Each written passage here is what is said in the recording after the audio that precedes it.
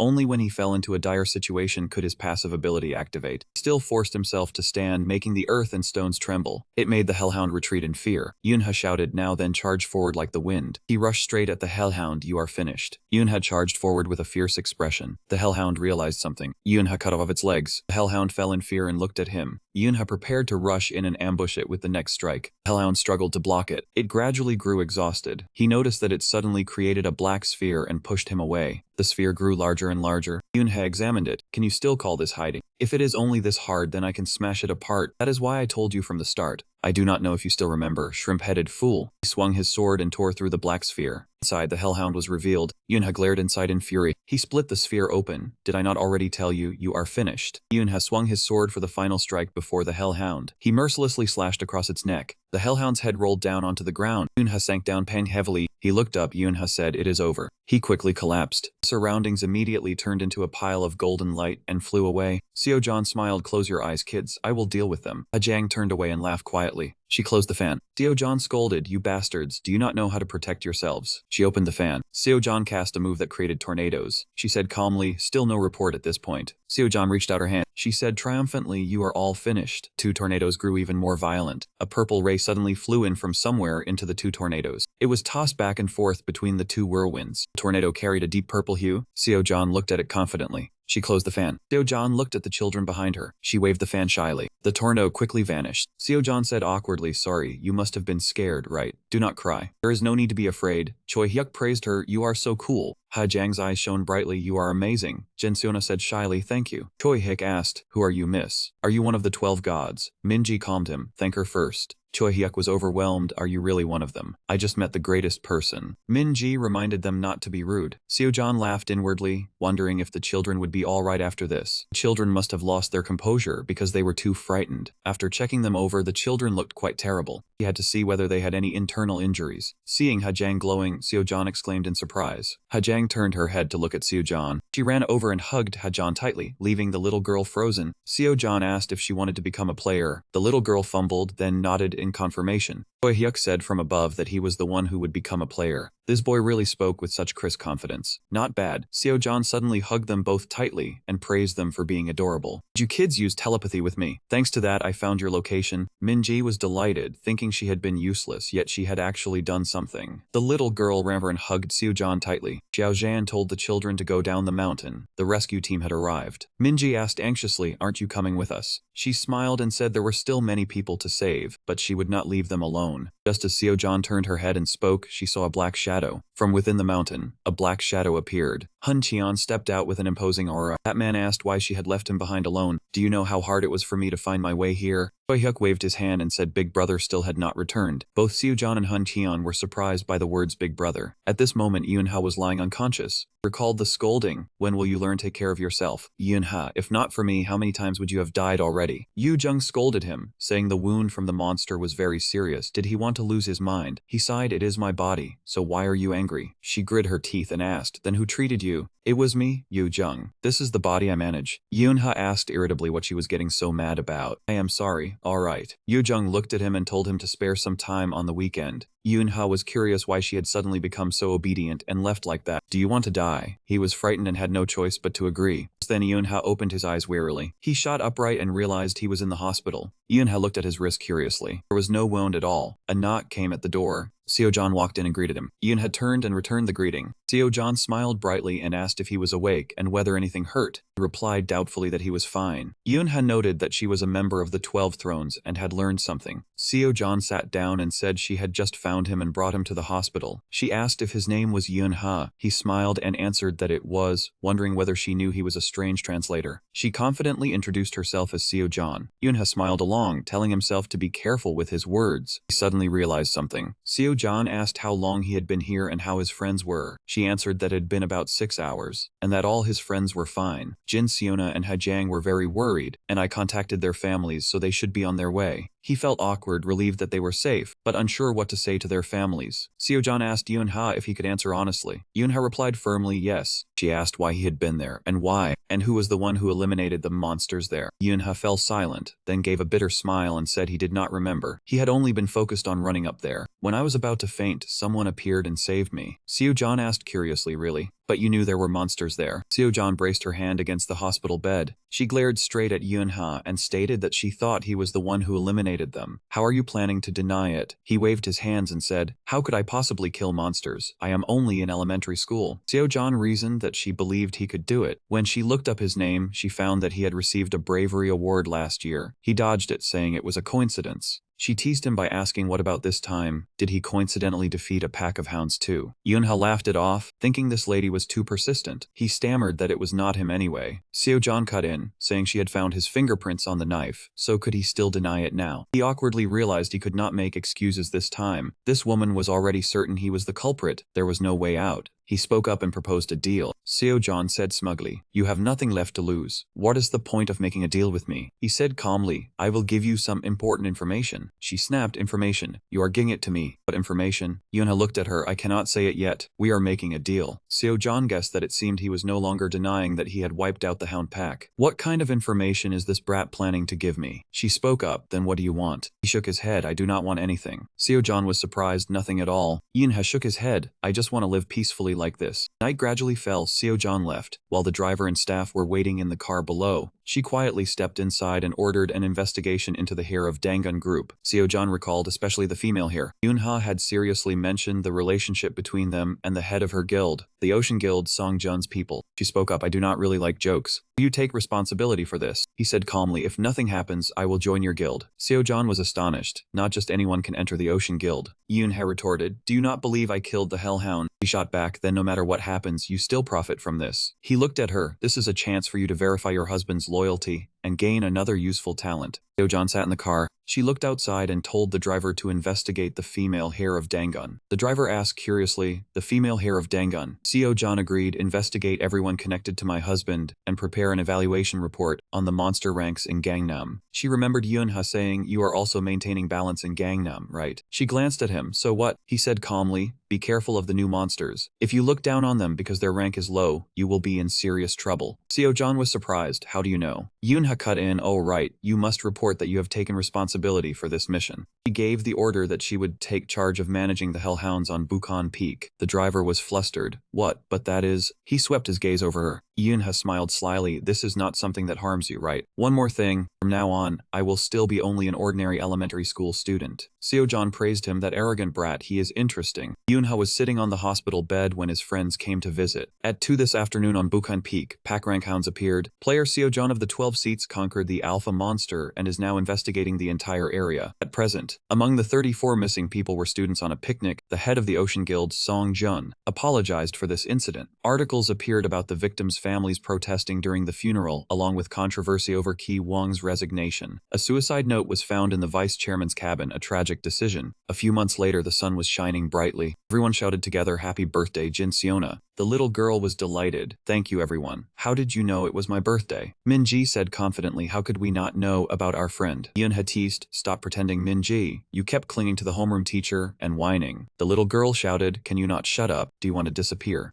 Hajang laughed loudly. Happy birthday, Jin Seona. I made this chocolate myself. Jin Seona said shyly, thank you. Choi Hyuk suddenly started doing something sneakily. He stood up excitedly. We decided to hold the birthday party at Happy New Day. Yoonha pulled him back. Did you ask Father Hajang for permission? Choi Hyuk said confidently, of course. Min-ji said worriedly, is everything really alright? I keep worrying because you are in charge. Jin Seona asked curiously, where are you guys going? Yoonha froze, something like that. They ran off, you do not need to know. Min-ji returned to her seat. Morning class is starting. Hajang slipped away. I am going back to my seat. Jin Seona was surprised. What in the world is this? Came. The whole family shouted happy birthday together, and the little girl blushed. Choi Hyuk shouted surprised, right? Yoonha smiled happy birthday. Jin Seona was moved. I was wondering what everyone was keeping secret. Thank you all. Min-ji smiled. Go ahead and cry. He prepared a birthday cake. Now blow out the candles. Choi Hyuk, cut the cake too. Yoonha called out, blow when I count to 3. 1, 3. Seona is 8 years old now. Choi Hyuk asked worriedly, but you will be okay, right? Min-ji said. Jin Seona said your father is an office worker and threatened that he had attend the birthday. Yoonha hesitated. About that. Encouragement Group ranked 7th in finance in South Korea, with its main businesses including electronics, construction, and advertising. The pharmaceutical branch was not very important, and Oh-hun's vehicle company could merge with it to monopolize the market. Yoonha flicked Min-ji on the forehead. Stop acting spoiled. He said calmly, if they want to become the heir of Encouragement Group, they have to be a Kim, understand? His Jin surname shows his family is not from the main line, so don't worry for nothing. Eat up, chubby Min-ji. Min-ji blushed. I'm worried about you. The little girl ran off, brushed the matter aside, and sat down to eat alone. Yoonha fell into thought. It seemed things had become even more troublesome. But it was fine. Whether it was a pharmaceutical company or a conglomerate, if they dared cause trouble for my family, I will tear you all apart. Choi Hyuk said excitedly, boss, today I'll show you the results of my training. Yoonha sighed, just don't trip over your own feet. He ran off. Don't worry, everything will be fine. I guarantee our team will win. He worried, why is this kid so confident? What is this feeling? Yoonha asked worriedly, what's wrong? Min-ji said angrily, Georgina, explain this. Teacher promised to buy fried chicken and pizza if we win. She said painfully, everything should be fine. No, it's not fine at all. Yoonha looked at Georgina. I understand how it feels to raise these pigs. Referee shouted, ready. Hyuk clenched his jaw. I'll do everything I can. The starting gun rang out. Choi Hyuk shot forward like the wind. His entire class cheered enthusiastically. Yoonha predicted, Choi Hyuk, that kid. Yoon Hyuk said confidently, I'll come in first. Did you see that, boss? He felt something was strange,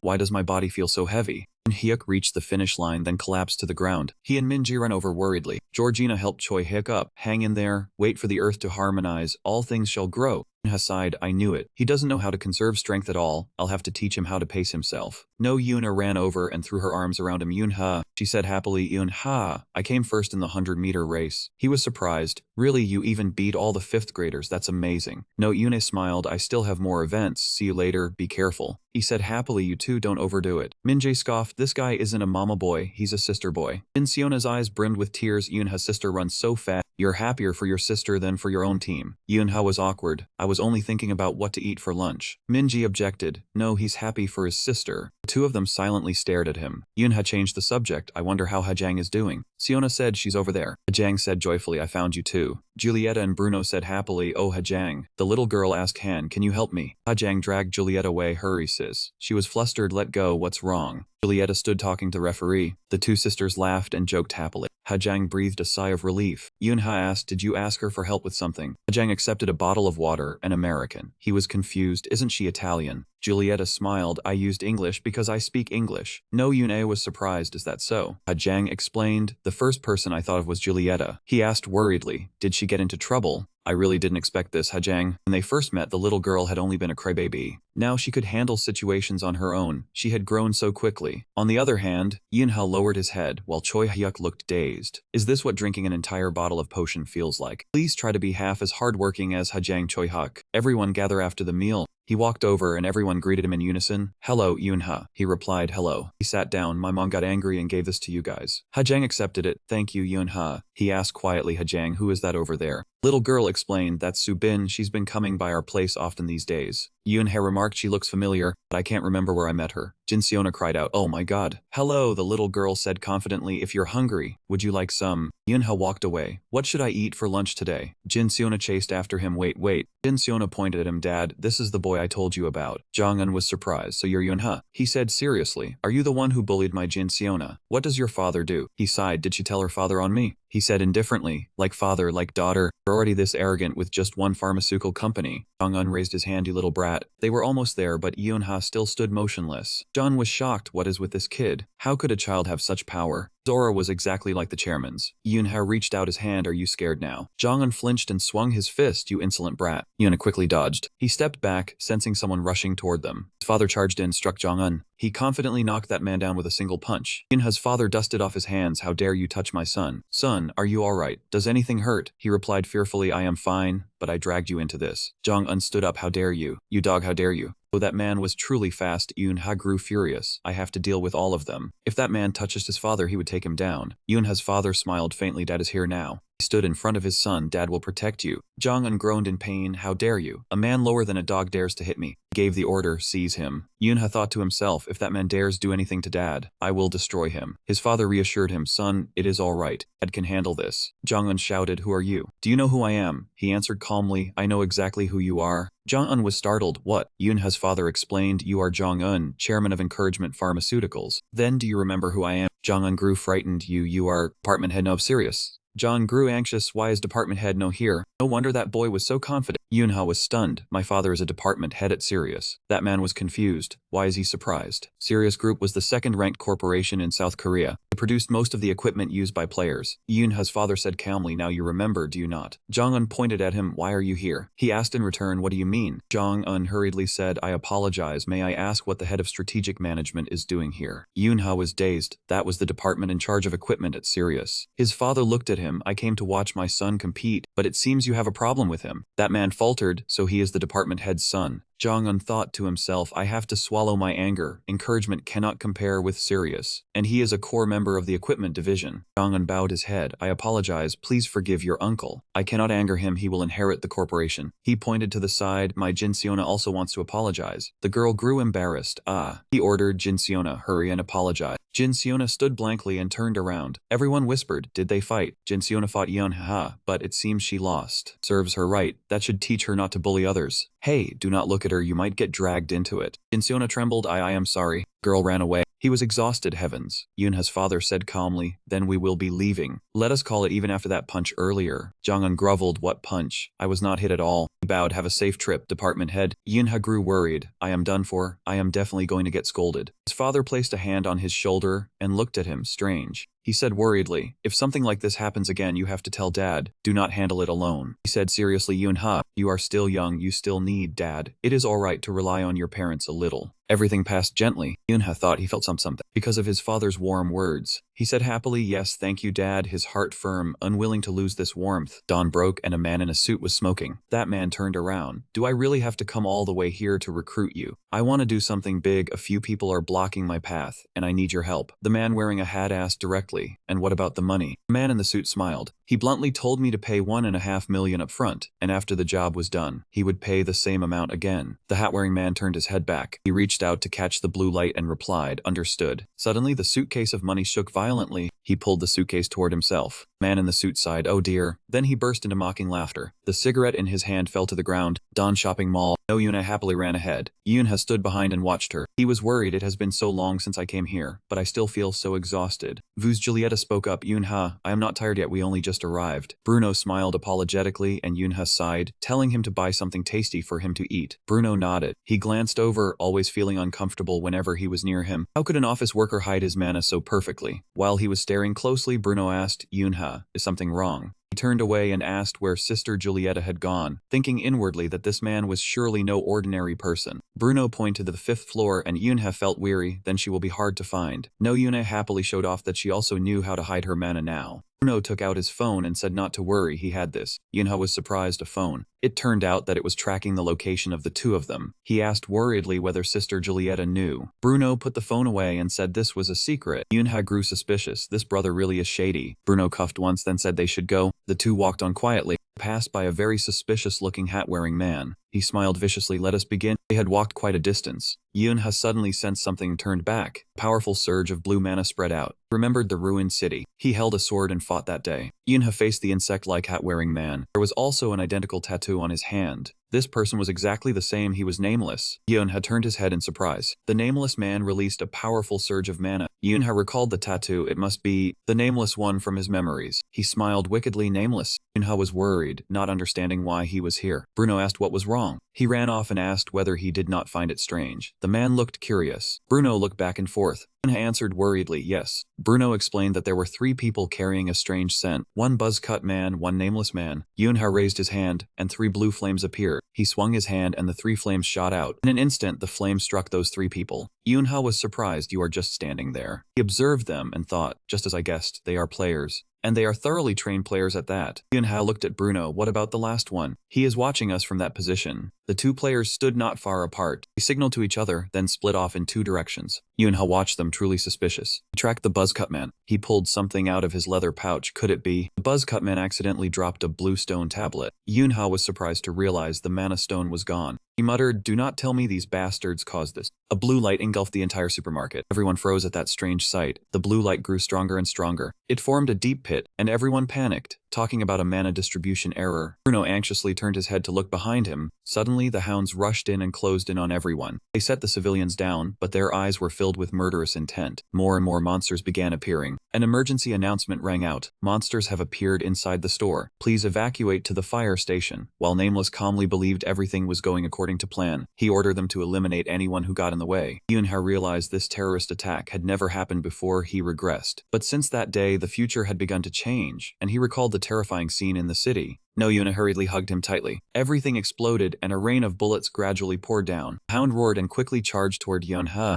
He turned back and realized something. Bruno rushed forward and attacked the charging hound. He placed a hand on Yoonha's shoulder and told him to get a hold of himself. He said they had to find Julieta and Noon-A, then asked whether he could keep going. Yoonha regained his senses, realizing that saving those 2 was the top priority. He loudly asked where the 2 of them had gone, and Bruno reassured him that they were still on the 5th floor. A voice echoed down from above, asking if Bruno was the one who had just released mana. Nameless answered with a contemptuous laugh. He stood up high, mocking their attempt to flee. Yoonha guessed his rank and felt an extreme sense of urgency. Suddenly, Bruno rushed forward, drove a punch straight into Nameless's face. The punch was so powerful that Nameless crashed down onto the floor. Yunha remarked that Bruno was strong enough to need no support equipment. He truly was no ordinary person. He hurriedly called out, "Brother Bruno, wait." He said someone like this could not be eliminated so easily. Nameless's face was bruised and swollen, his expression deathly pale. Yunha stepped on him, saying dealing with people like them was truly troublesome. He remembered that before his regression, he had been nagged because he had failed to confirm the man's identity in time. Yunha asked in confusion what Bruno was doing and whether they were not leaving, and Bruno answered in surprise. He anxiously blurted out that kids these days were truly terrifying. He had only meant to knock the man unconscious. A little earlier, an emergency announcement rang out saying monsters had appeared and asking everyone to evacuate to the fire station. Julieta asked in surprise what was happening, while No Yona could not believe monsters had escaped from the spatial gate. She reassured Yunha to stay calm, saying they first needed to see how many monsters were here. No Yuna opened her eyes wide and observed. She noted that there were 3 on the left wing, 2 were on the right wing, and 1 was in the middle. Luckily, there were none on their side, 6 in total, so they only needed to decide the way down to avoid being caught. No Yuna turned and told her not to worry. She would protect her. Julieta shouted Yunha's name because there was danger ahead. A hound was about to charge toward them. Julieta pulled Yunha away and launched an attack. No Yuna cried out Sister Julieta's name and quickly got into a ready stance. She grabbed something and hooked it into the charging hound. The monster was thrown backward, and No Yuna was surprised to realize it was Manayu.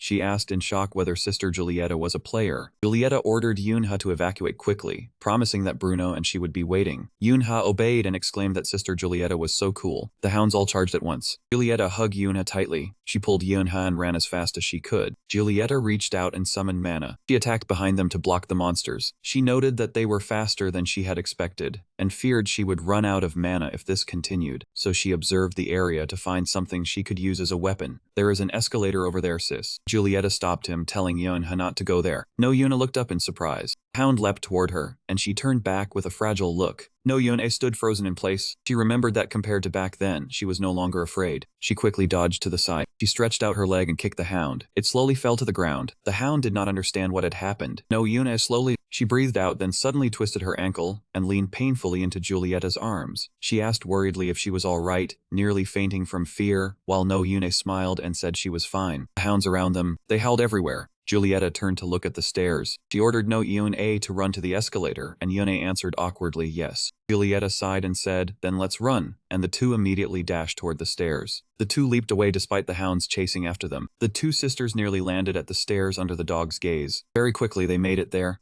Julieta ordered her to go down quickly, and No Yune nodded yes. The hounds signaled to one another, then turned away. Julieta was worried that, without proper tools, it would be hard to eliminate them, so they had to find weapons to swing and throw. From above the stairs, a hound jumped down. Julieta quickly grabbed a display model. She swung it with force toward the hound. The hound dodged the blow in fear. It was quickly knocked off the stairway. Julieta attacked the others at the same time. They slipped and fell out. The whole pack lost their footing, and Yunan said admiringly that she was so cool, while Julieta said, "Of course I am." Things were scattered everywhere, and Yunha picked up an object. He stepped into a throwing stance. The ponytailed man was blocked by that object. He dodged the move and quickly jumped toward Yunha. He prepared to crouch down and sweep that man's legs. The ponytailed man lost his balance. Yunha lunged up and struck that man hard in the face. The ponytailed man's face was battered and bruised. He calmly said he was done, then asked, "What about you?" Bruno twisted his wrist and said he was done too. "Let's go upstairs." Yunha suddenly remembered something. "Wait, I can see them from here, brother. There they are." He was surprised to see a wolf falling from above. After that, 2 or 3 more followed one after another. Yunha and Bruno looked up high above. Bruno remarked that it seemed both of them were fine, and he agreed. Yunha looked at the fallen men, find weapons, and go upstairs, while Bruno asked if they needed protection. He took out a sword and said, "This will do, brother." Yunha held it with trembling hand. Bruno called out, "Yunha." He turned his head to the side. The nameless man was still giving off mana. He stood up, looked at him, and asked if he was the one behind this, while Bruno calmly replied, "Yes, I'll leave my share to you, kid." Yunha said coldly, "No, I will deal with the one behind this myself." The smoking man said smugly, "Enough already, a real foreigner, huh?" The tie-wearing man laughed and said, "Looks like you are having fun. Causing trouble like that was not enough. What cat would turn down fish?" Julieta calmly called, "Come here, Yunha." The tie-wearing man said they should start worrying about withdrawing slowly now, and the smoking man said they should slip away before before that born guy arrived. But before that, why don't we have a little fun? Julieta gritted her teeth and cursed, disgusting bastard. Even our clothes, should we slowly retreat? The smoker replied, we have to hide before those bastards arrive. But before that, we should have a little fun first. You damn bastards, Julieta cursed under her breath. She ordered, no Yun-A, find somewhere to hide. I will come find you later. No Yun-A hesitated, sister. No, I want to stay by your side. I can fight too. Do not worry. Julieta shouted, no, it is too dangerous. Smoker spoke up, hey, who said we would let her go? The man in the tie stood behind her, exactly who said that. Julieta quickly grabbed the model. She prepared to throw it away. A gunshot shattered Julieta's weapon. The man in the tie stretched his hand outward. He teased, oh, you should not do that. Before the smoker could speak, you have to play with me. How dare you get distracted? Then before the others arrive, let us have a one-on-one fight. No, Yuna screamed, get lost, go away.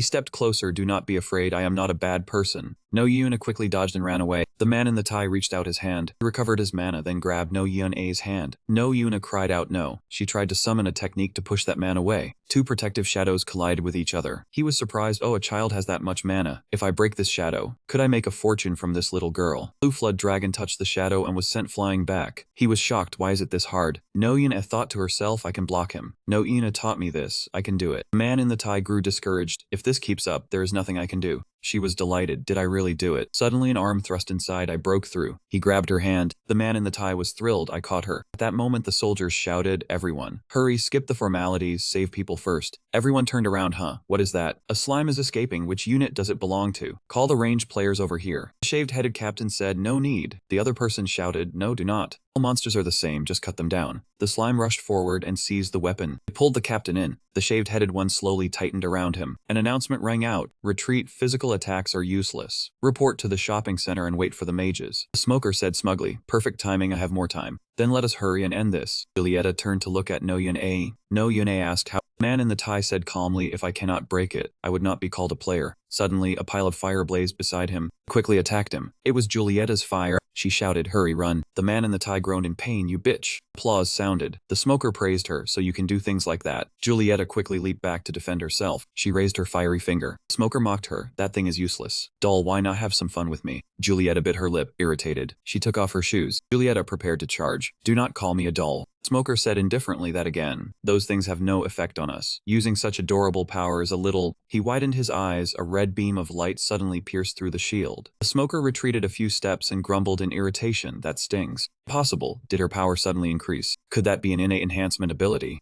Necky Man chased her into the toy store. He was sweating, seemingly already exhausted. No Yuna turned back and saw that the Necky Man had nowhere left to go, so she abandoned the idea of running away. He sneered, obediently play with me, sweetheart. No Yuna immediately activated mana in her legs. She quickly leaped onto the shelves. Yuna held a box in her hand. She prepared to throw it down. The Necky Man raised his shield to block it, cursing how stubborn. Suddenly, No Yuna missed her footing and fell. He said smugly, got you, I will break your legs. He panicked when Yuna used the chance to channel mana and attack. He blocked it and snapped, I held back on you, and now you think you can push your luck. No Yuna began counting. She counted while launching her attack. The Necky Man nearly collapsed under her strength. She quickly kicked off the shield to spring away. Yuna shot high into the air. The Necky Man roared, you damn brat. You will not escape this time. Yuna suddenly recalled that moment. Was this the feeling of mana flooding her body back then? Mana bomb. No Yuna unleashed a giant sphere of mana. The Necky Man cried out in fear. What kind of madness is this? A huge explosion erupted, as if everything had been blown apart. The smoker turned his head to look back. Everything was in ruins, and No Yuna ran out, calling Sister Julieta. The smoker was shocked. Impossible. That idiot was defeated by a little brat. This is taking too long, and I am out of bullets again. It would be hard to control both of them in this situation, so running was the best choice. Julieta screamed, Anna, do not come here, hurry and get away. He looked down and saw a strange power. Julieta feared, what is this? The smoker sneered, you look terrified. He gripped Julieta's neck tightly. He raised the knife and said, you did not expect this, did you? He ordered, hey, do not move if you dare twitch. I will carve up your sister's face. She cried in fear, sister. Suddenly a hand reached out from behind. The Necky Man immediately slammed Yuna's head into the ground. She was shocked. How did you? He laughed, did you think I was dead? A player like me cannot be defeated by a brat like you. No Yuna thought to herself, I cannot fall like this. Suddenly, Yuna circulated her internal mana and pushed the Necky Man man back. He worried, what is this terrifying amount of mana? At this rate she will explode. Yune shouted, Sister Julieta. Julieta stirred weakly. The smoker stabbed a knife into her stomach. No, Yune screamed in agony, Sister Julieta. The smoker said to the Necti man, do you want us all to die? No, Yune stared blankly, I will save you. The Necti man struck Yune and knocked her to the ground. She opened her eyes and the smoker said, let us go, what a waste. But that man of hers just now was amazing. If only she were just a little stronger. No, Yune woke up in a dream. She asked, who is there? Do you want power? No, Yune was surprised. Power. Can you truly grant to me? Suddenly Yunha shouted, don't listen, making her turn back. He scolded her, it's too dangerous, even if it passed this time. No one knows what will happen next time. I'll do anything you want, so you have to live an ordinary life. If that voice rings out again, you must not listen to it, promise Andy. No, Yuna looked at him and raised her hand to hook pinkies. I promise. No, Yuna sat up and hugged Yunha. I'm sorry. I also have things I absolutely must protect. She recalled the scene of everyone laughing happily. No, Yune stood up. I will use these hands to save her. I truly need power. The man in the tie laughed mockingly. Oh, you can still stand? He threw a punch. Go back to sleep. No, Yuna said softly, please grant me. Her eyes opened. Grant me power. The man in the tie shouted, just lie still right there. Yuna spoke, please. Please grant me power. Yunha quickly punched the man in the tie and shattered his face. He was sent flying far away at once. The smoker shouted, you bastard, damn it. Yunha looked up, brother Bruno. He placed his coat over her head. Bruno praised him, you did very well, Yunha. From now on, leave everything to me. The smoker bit his lip. This bastard is as big as a bear. Bruno rushed forward in the blink of an eye. He grabbed the smoker by the head and forced him down. Bruno slammed him hard into the ground. Bruno said worriedly, Julieta. The man in the tie tried to grab the knife. He picked it up with trembling hands. Bruno held Julieta's hand in worry. Suddenly, the man in the tie charged forward. Bruno immediately turned and struck him away. He stepped forward for what you did to Julieta and no Yun A. The man in the tie said fearfully, please spare me. Bruno swung his fist toward his head. You will pay with your own life. A few days before the department store attack, Ki Wong shouted, I did what you told me to do. What more do you want? He trembled in fear. Ki Wong prepared to draw his weapon. He charged forward, I'll kill you and that Song Jun. Ki Wong stabbed forward but missed. He broke into a nervous sweat. A blade pierced through his chest, a talent that disturbed perception. He turned around in panic. Nameless said calmly, you talk too much. Ki Wong's neck was chained. Nameless threatened him. This is a message from the guild master. I'll take care of your family, especially your wife. I'll take very good care of her. Ki Wong struggled. Then he gradually faded away. Nameless said, thank you for your hard work, farewell. News, a suicide note from Vice Chairman Kai Wong. Investigators believe he chose a tragic end. In the department store logistics warehouse, Nameless said contemptuously, there's no one else here besides you lot. Myron answered, the Sangua Guild has arrived. We couldn't contact the rest. Nameless calculated, they're faster than I thought. We have to retreat. They're probably doing pointless things again. Mango nodded, but who is the child behind you? Nameless turned back, what child? He looked at Yunha in fear. He smiled, you only noticed I was here now. Nameless grew anxious, what is wrong with this kid? How long has he been hiding behind me? Myron was flustered, what's going on? Do they know each other? Or is he just a lost child? He spoke up, why are you staring at that child so much? I'll finish him in one blow. Myron smiled, you shouldn't carelessly follow strangers around, little kid. Terrifying things can happen. He stammered, unable to believe what had just happened. Yunha swung his sword and severed the monster's head. Remaining people panicked and became extremely wary. He grew flustered. Oh right, I should not destroy him. Soldiers charged forward. You damn nameless brat. Be careful, the opponent is no ordinary one. Yunha laughed. Seeing you hesitate just because of what that gorilla said, afraid of a brat who is not even a player. You are no different from a flock of weak chickens. The soldiers roared, I will kill you. Yunha laughed inwardly and activated Skystep Shadow, the bloodstained battlefield. He turned and shouted, hey, what are you still standing there for? Leave now, or I will leave first. Nameless was terrified, impossible. It took down a B-rank player instantly. I cannot fight it head-on. I am not familiar with a player on the level of the 12 thrones, but this brat will not notice. Yunha glided forward, swiftly swung his sword toward Nameless, then kicked out. He kicked Nameless straight in the body. Yunha said calmly, you are nothing now, Nameless. Others do not recognize you, probably because you have no presence at all. Nameless grew furious and immediately summoned mana. He shouted and charged at Yunha. He quickly dodged to the side. Nameless was shocked. How can this be? How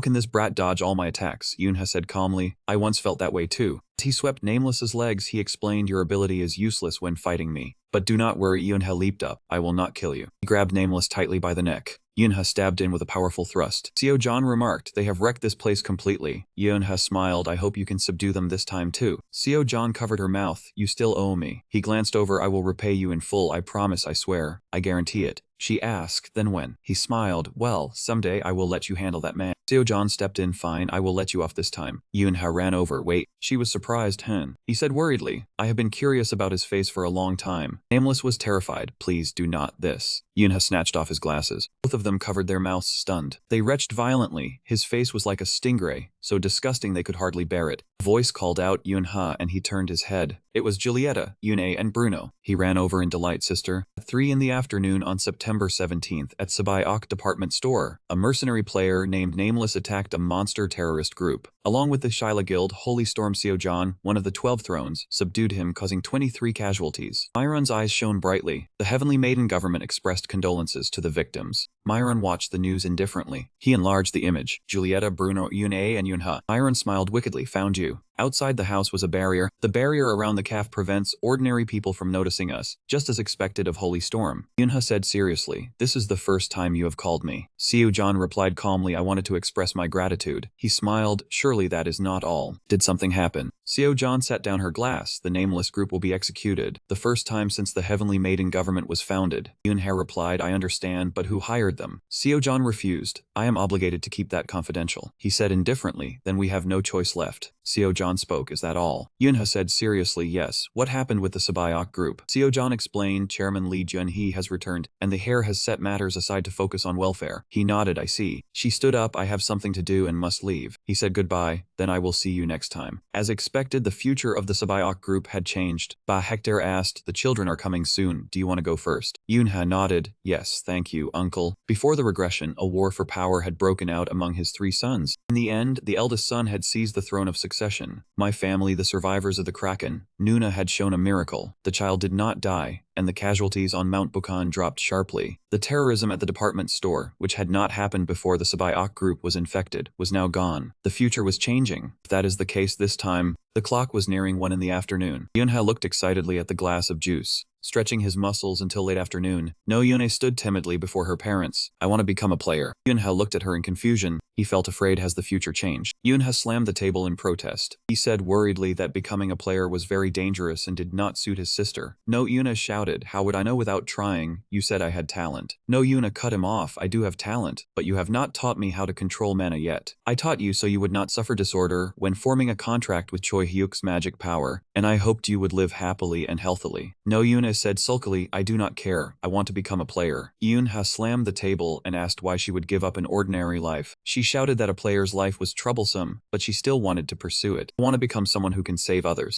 I hate hiding behind other people and watching helplessly. Their mother smiled and told Yunha to let her do what she wanted. No, Yuna said sadly, Mom, the child is crying. Their mother scolded Yunha for making No Yuna cry. She said it was all right, her older brother was wrong. He asked whether his parents were truly fine with his sister wanting to become a player. Their mother answered calmly that of course she was not, because it was very dangerous. But if that is what No Yona wants, I will support her in anything she does. Their father smiled and encouraged his daughter. No Yuna ran over, hugged her mother and thanked her parents. Yunha was stunned, even father too. That evening night had fallen. The boss said wearily, Jung-un, present the arranged truth. Jung-un said the terrorist attack at Sabayok department store was the result of internal conflict. Sabayok's power chart showed that authority was divided among Chairman Lee Junhee's 3 children. Setting aside the weakest youngest child, the only real candidates were the eldest and the second son. The eldest son, Byong-in, was a hot-tempered thug. Many believed he could not lead Sabayok to success even as the eldest son. In contrast, the second son, Lee Jong-in, had a good temperament and outstanding management ability. One person crossed his arms and questioned the terrorist attack. The boss sighed and confirmed that Byong-in had provoked the terrorists into attacking his younger brother's store. The long-haired man asked whether the chairman knew about this. He pressed between his brows and answered that of course he did, and because of that, the chairman decided to postpone retirement.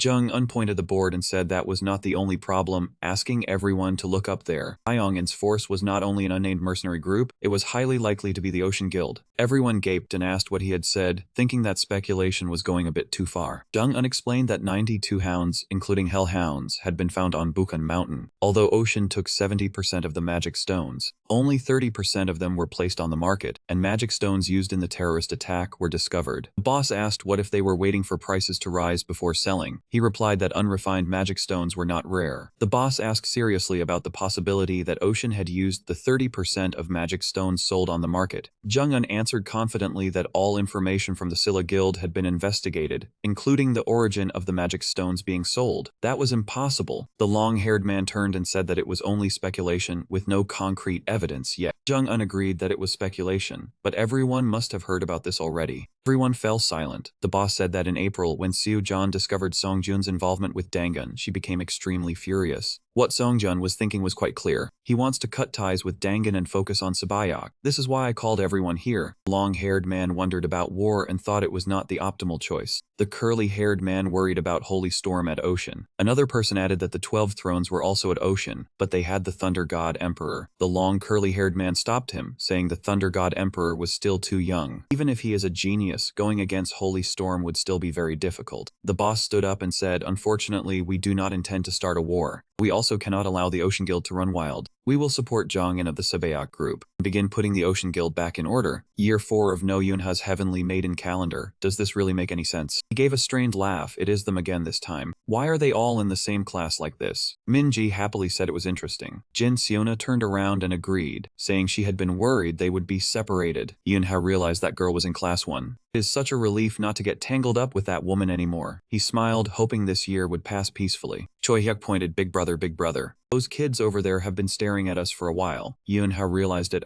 Choi Hyuk angrily tried to go over and teach them a lesson. He waved his hand and told him not to be rash. Yunha looked over and the children turned their faces away. Minji asked worriedly, "Are you really not going to clear up this misunderstanding?" He pushed Choi Hyuk away and asked back, "What misunderstanding?" "There is no misunderstanding." The little girl explained, "You do not know. People are saying your father beat the pharmaceutical principal to a pulp. That video has the whole school boycotting your school." Yunha was stunned. "Beat him to a pulp? Who did you hear that from?" Still, it was not exactly a misunderstanding, so Jin Siona was frightened. "But is it really alright to do that?" Yunha ignored it. "I am fine with it, but..." He looked up. "But what did you eat to get so huge now?" Choi Hyuk said proudly, I only trained like you told me to. And I also drank the juice from Hajang's father while training." Yunha was surprised. "What?" Told Minji and Jin Siona to drink it to refill their mana. "But it does not only replenish mana, it also helps growth." "Then I should drink 1 glass every day from now on." Someone announced, "Hey, the teacher is here." Everyone hurried into the classroom. Choi Hyuk greeted him, "Big brother, I am going back to my seat." Doohun introduced himself. "This year, I will be your homeroom teacher. My name is Doohun." He gave off powerful mana. Yunha observed, "This is not the mana of an ordinary person. Who is he?" Junsik touched the red notebook. He ordered, "Report." The subordinate obeyed, yes. He reported, "The parents' request to expel Jin Siona has been rejected as you requested." Junsik praised him, "Well done." He looked out. "Although I tried to separate the children involved with encouragement pharmaceuticals into another class, I placed the kids, including Hajang, in the same class." Encouragement Pharmaceuticals, right? That is Kim Gun's family company, is it not? The subordinate reported, "Yes, that is correct." Junsik was surprised. "How dare that man touch the child I cherish like my own granddaughter? This world has improved a little." And Hajang's class, how did you handle that?" The subordinate bowed his head. Although he once retired because of an injury, he still has ability in that field. Junsik said calmly, "What about his previous background?" The subordinate answered, "Regulus Guild." He realized,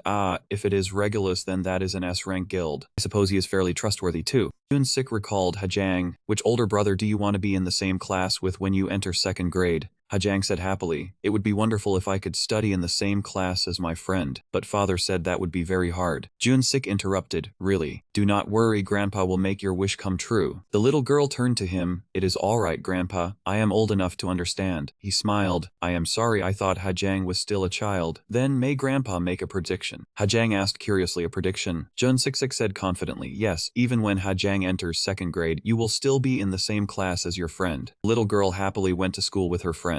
Junsik touched the notebook. He smiled, "How interesting, my dear. But I have gained another child whom I think of and cherish like my granddaughter." In the afternoon, Yunha looked around at the dust. She had better arrive soon. No, Yuna asked cheerfully, "But how do you know Seo-jan?" He dodged the question. Well, we became acquainted after meeting at Happiness." Suddenly a wind rose and Yunha spoke. She is here." "Really is dusty here." The wind grew more violent inside the house. No, Yuna looked anxiously at the windows. Seo-jan walked in holding a fan. "Sorry, I kept you waiting, didn't I?" Yunha looked at her. "Not just a little. You were rather late, Luna." Seo-jan retorted, "You really are picky. Aren't you? Other people have to wait to meet me too." No, Yuna suddenly flinched. She bowed her head. "Hello." Seo-jan looked over. "Oh, hello, kid. Do not call me Holy Storm of the 12 Thrones. Just call me Seo-jan. Alright, wow." She remarked, "As expected, she has an enormous amount of mana. She has this much because she is controlling it, right? If word gets out, everyone will go wild trying to recruit her, but now she's mine." Yunha reminded her, "You are done greeting her, right? Did you bring what I asked for?" Seo-jan smiled. Of course I did." He looked at it. Now this was a device fitted with a magic stone. He picked it up and examined it. It is pretty good too. Luna, is this really alright? No, Yun-A nodded. It is. Yun-Ha said worriedly, then I will not stop you anymore. But you will have to take a test. This is the device. Hold it carefully. No, Yuna said cheerfully. Alright, I understand. Yun-Ha hesitated. I do not know what you mean by understand, but anyway. Let us begin. After saying that, he threw it to the ground. The stone quickly gave off a beautiful blue light. A monster appeared. No, Yuna gripped her sword fearfully. It was a level 8 Borori. No, Yuna froze as she stared at it. Is this a real monster? Yun-Ha said calmly, yes, it is a level 8 monster called Borori. Now then, he said coldly, kill it, Nuna. Yun-Ha thought, even after going this far, her mind still has not changed. But now that things have reached this point, I have to make her understand just how brutal a player's journey can be. Borori quickly leaped forward. Looking at that affectionate appearance, there clearly was not the slightest hint of danger. Yun-Ha ran over and shouted, do not lower your guard. No, Yun-Ha turned around and saw Borori open its mouth, ready to attack. Yun-Ha quickly knocked it away. Borori let out a roar. It fell to the ground in pain. He scolded her, if you keep judging monsters by their appearance, you will die before you even know it. No, Yuna asked worriedly, it is so big, can you still hold out? No, Yuna recalled the sight of Yun-Ha running away. Giulietta Fandon. He thought, I do not want anyone protecting me anymore. I want to protect the people I love. No longer letting Yun-Ha bear everything alone. No, Yun raised her head, determined to overcome this. The blue magic stone was revealed. No, Yuna breathed a sigh of relief. She trembled as she lowered the sword. No, Yuna collapsed onto the ground. Seo-John witnessed it and realized that after 15 attempts, the child had finally succeeded. No, Yuna panted from both exhaustion and fear. He stepped forward to comfort her. You did well, that was amazing. Seo-Do remarked, I also struggled greatly to reach the position I have today. Players have to be truly strong, but I never expected that brat to suddenly make Nuna go monster hunting like that. Yun-Ha, you really are a terrifying child. A few days later, in the classroom, Du-hun carried in a heavy box. He said, Class captain, come get milk for everyone. Remember to put the cartons in the box. The whole class answered in unison, yes. The class president called for everyone to line up for milk, while everyone laughed and asked if anyone wanted to drink their share. Mine too, Yun-Ha watched and thought back. That little girl and Habik Leon also hated drinking milk, right? Someone poked him, boss. Choi Hyuk secretly stuffed something into his hand. Hurry and take it. Yun-Ha asked in surprise, what is this? Mysterious item that turned ordinary milk into chocolate milk. He turned and asked where he got it. Choi Hyuk said proudly that he would only tell him. Today I bought it at the shop near the station. Yun-Ha asked worriedly what if they were caught. Choi Hyuk laughed, since when did boss get scared of something like this? He said, you do have a point. Yun-Ha said, give it to me, I will warm it up for you. Choi Hyuk said happily, just what I would expect from boss. Ah, by the way, what exactly is that thing they have been putting in the milk cartons lately? More than 2,000 cartons of milk, so it is already that time of year. He walked up the stairs and asked. Luna is in the 4th grade, class 6. Yun-Ha remembered it was all for her sake, but seeing her cry still made him feel a little sorry. I hope she is not too upset. Kang Hyuk bumped into him. He grumbled, damn it. He said irritably, this bastard. Kang Hyuk mocked him, who let someone from class 6A come up here. Yun-Ha scratched his head. I ran into another bunch of idiots. He asked angrily what year he was born to be so bold, and why he was not apologizing.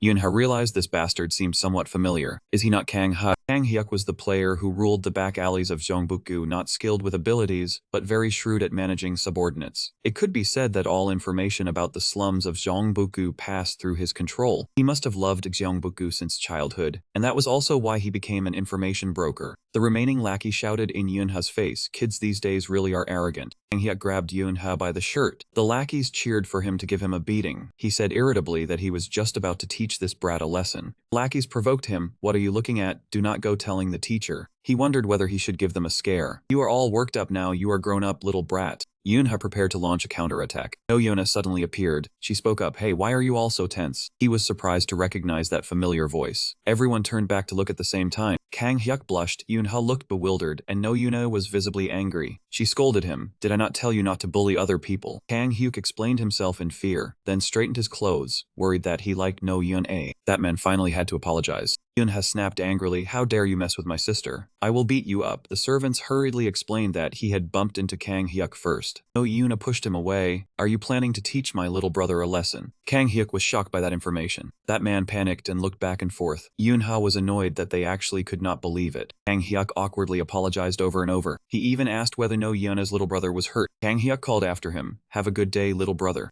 Yun-Ha turned his head back, furious at that lunatic. Sister, do you like that guy? No-Yuna immediately pressed him. He asked her frankly in return, so do you actually like him or not? No-Yuna fell silent for a moment, then smiled and walked on. No-Yuna turned back, I only like Yun-Ha the most. Let us go, I will take you back to class. He gave a soft cough and agreed. No Yuna hugged him tightly and praised him for being adorable. A few days earlier, rain had poured down in torrents. No one knew how long the children had been here. Grandma Yoon had thought to herself as she checked her phone. She cheerfully strode onward. Suddenly she heard a strange noise in the narrow alley. She wondered whether she had misheard. She turned her head and noticed the trash bin. Grandma Yoonha walked closer and cried out in shock. She opened the lid and discovered a tiny parang. It turned out to be a pitiful demi-human child. She anxiously asked the little one if he was all right. "Goodness, your body is freezing cold." Parang recalled being called a demi-human thing. Wicked people had sold him off or else used him as a punching bag. Parang pushed Grandma Yoonha's hand away in terror. He nearly fell out of the trash bin, startling her badly. Parang shouted in panic, ordering her to leave. She sadly thought that the boy had no one to protect him. Parang yelled a warning that she must not come closer. Grandma Yoonha firmly decided she could not abandon this child. Parang raised his hands to shield himself, ready to flee. He opened his eyes a little, and Grandma Yoonha gently asked if he wanted to go home. The two children ran over and she smiled in welcome. She praised Yoonha and No Yoon-a for having grown so much. Mother sighed that Grandma always spoiled the children. Grandma scolded Mother for still acting spoiled despite having 3 children. Grandma Yoonha asked her son-in-law whether things had been hard for him. She stepped forward and asked if the child was No Yoon-a. Little girl said they had already met last year. Grandma Yoonha asked No Yoon-a how old she was this year. The little girl immediately jumped out and ran toward her. The little girl held up 3 fingers. Grandma Yoonha happily praised the little girl for being so cute. "Everyone must be hungry by now. Let's go inside to eat." The two of them happily agreed. Opening the door, he and No Yoona stepped inside first. Yoonha had a feeling something was wrong. He detected a flow of mana and immediately said, "Sis, wait. It seemed like a monster, but why was it so quiet? Or was it a thief? If so, I won't let this slide. Who are they to dare enter grandmother's house?" The person was not very large either, then that means... Parang's ears perked up and he turned around. Oh, the chicken's here. Yoon had decided he could attack directly. Quickly charged toward Parang. Outside, his parents and Parang were carrying things in, and the loud noise drew everyone's attention. What was that sound? Yoon-ha was surprised. "What? Why are you here? You were in pain. Good heavens, what happened?" He said irritably, "The chicken still hasn't arrived." Yoon-ha gaped. Din, Din, he shouted. Parang. Yoon-ha's father understood everything. He said awkwardly, "Then Mom should have told the kids." Yoon-ha's mother raised a hand to her face. "That's right, we had no reason to hide it either." His father laughed. "Mom planned to tell you when you arrived." All 3 of them sighed together. Yoon-ha looked at Parang. Now that he thought about it, this really was his hometown. Who would have thought my friendship would begin like this? Wonder how much the future has changed. Parang glanced at him. "Why do you keep staring at me?" He shouted, "This is mine. I'm not sharing it with anyone. All of you get lost." Yoon-ha's grandmother was frightened. "Parang, I told you not to speak like that." He said irritably. "He was clearly staring at me first." "Huh?" Grandmother smiled. It's because Yoon-ha's gaze was a little fierce while he was resting. "Are you done eating, Parang? I'll get you more." Parang cursed inwardly. This old woman is so annoying.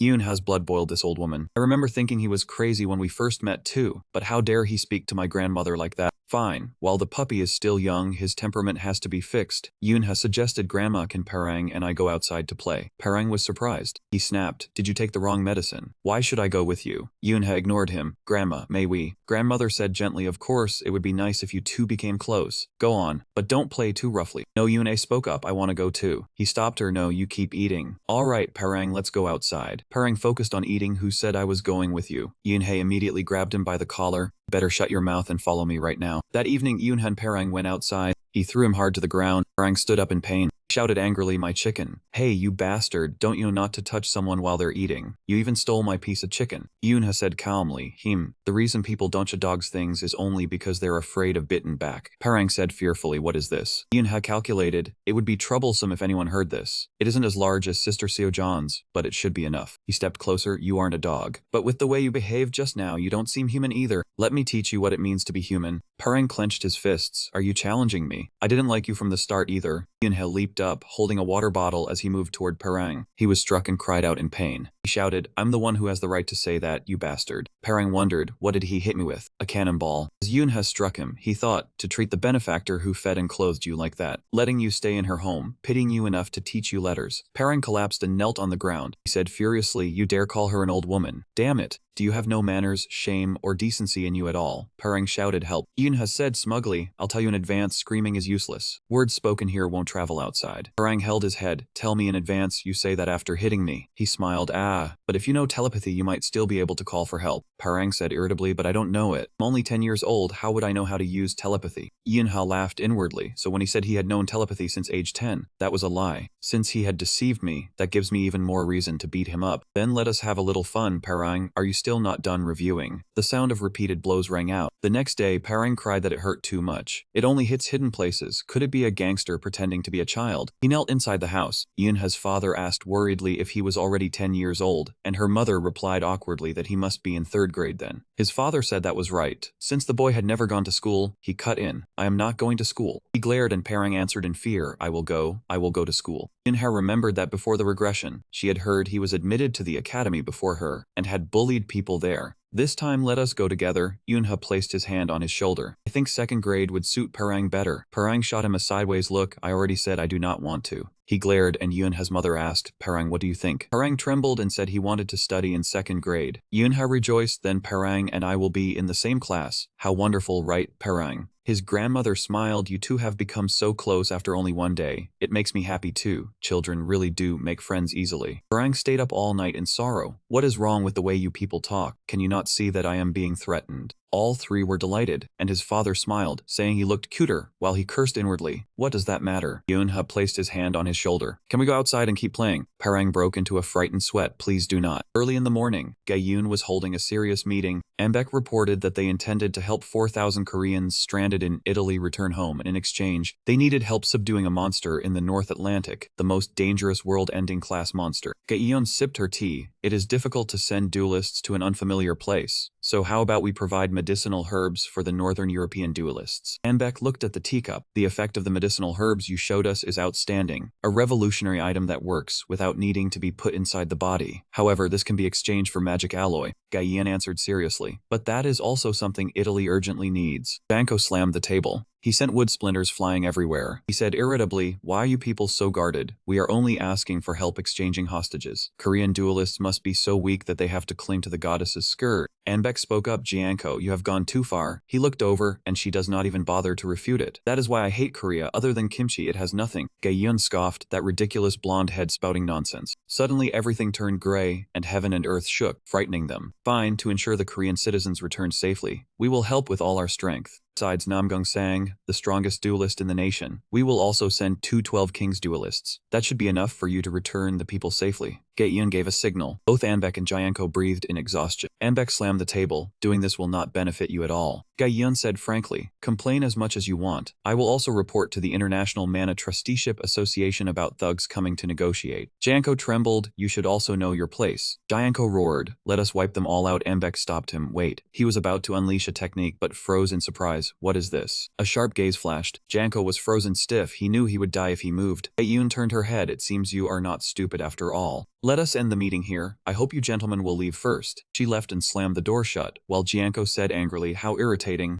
In the green office, someone spoke up, saying this type of office was too ostentatious, and she should be more careful. Sang Jin seriously told her she was no longer a famous actress. She was a goddess, and Gaeyun exclaimed, did you say that as my bodyguard or as Lim Gaeyun's manager? Dong Hyuk laughed, saying he was truly a coward, good at his job but couldn't understand women, and Gaeyun also mentioned his name. He shouldn't have said that. Dong Hyuk bowed his head. Yes, I apologize. By the way, the grandmother gave us a Maserati Gran Turismo. Gaeyun was surprised. A Maserati Gran Turismo. Dong Hyuk explained, he heard the other side sent the car the grandmother loved as a gesture of goodwill toward us. Gaeyun was indifferent. Send it back. I don't need that thing. Dong Hyuk stammered. What do you mean, send the Maserati back? But it's the Gran Turismo model. Gaeyun said coldly, the grandmother. Even without meeting her, I know she's not a good person. Sending those people as ambassadors definitely has a hidden agenda, or they look down on us. Gaeyun ordered Dong Hyuk to send trusted people to monitor that group of ambassadors and report immediately if anything happened, and he obeyed. Dong Hyuk quickly left. Gaeyun stood up. Sang Jin reported that fortunately the negotiation went better than expected. She said calmly, most of the credit goes to Alice's team's herbs. We owe Engineer Hun and Alice's team a great debt. After the negotiation with Italy, we should repay the favor. Sang Jin nodded. I will report it to your subordinates. But no matter how you put it, provoking the Italian ambassador is still too dangerous. Yin glanced over. Are you saying this is my bodyguard? Sang Jin avoided her gaze. She smiled. The saint is standing guard in the next room. If anyone gets into trouble, it should be those Italians. Not me. On the way back, Giulietta was happy. She recalled the doctor's words, congratulating her on her pregnancy. The fetus was 6 weeks. Giulietta looked up at the plane. She followed cheerfully. Giulietta suddenly remembered something. She called Bruno. It's me. Bruno asked, have you eaten lunch? Giulietta thought, I want to tell you right away, but I should wait until we meet. I'm about to go eat. Have you eaten? Bruno replied, I'm on my way too. You went to the hospital today, right? Are you okay? Giulietta was shy. I'm fine, Bruno. You absolutely have to come home early today. He said calmly, all right. Giulietta was overjoyed. She just wanted to see his happy face soon. A voice called out, who is that? Isn't this Giulietta? She looked up. Giulietta was frightened. Janko greeted, have you been lately? Compared to the last time we met, you look much more lively. But really, he grabbed Giulietta. He glared. The little canary must return to its cage. Bruno was working when he got a phone call. He turned around, wondering what was wrong since they just spoke. Bruno answered, what is it, Giulietta? Giulietta was calm. Thank you for everything. Don't look for me anymore. Bruno was worried. What is it? Giulietta home. Janko laughed. That's the right choice, princess. You should let the person you love a normal life, right? After school, Jin Siona was happy. I think I'm fine. Hajang invited. Let's go to my father's cafe. It has air conditioning. Choi Hyuk followed. I want to go. Jin Siona smiled. Come too, come too. Choi Hyuk said casually. I'll go put my bag away and come later. Minji agreed, me too. Minji teased, you'll play with no Yune and forget the time and be late. He avoided the topic. You're only following me to scold me. Minji looked over. Oh, that's Giulietta. Yoonhae recognized Giulietta was being forced into a car. What are Gianco and Chidisi doing here? Thinking about it, isn't the Korea-Italy symposium happening right now? The exorcism of the level 2 Leviathan monster.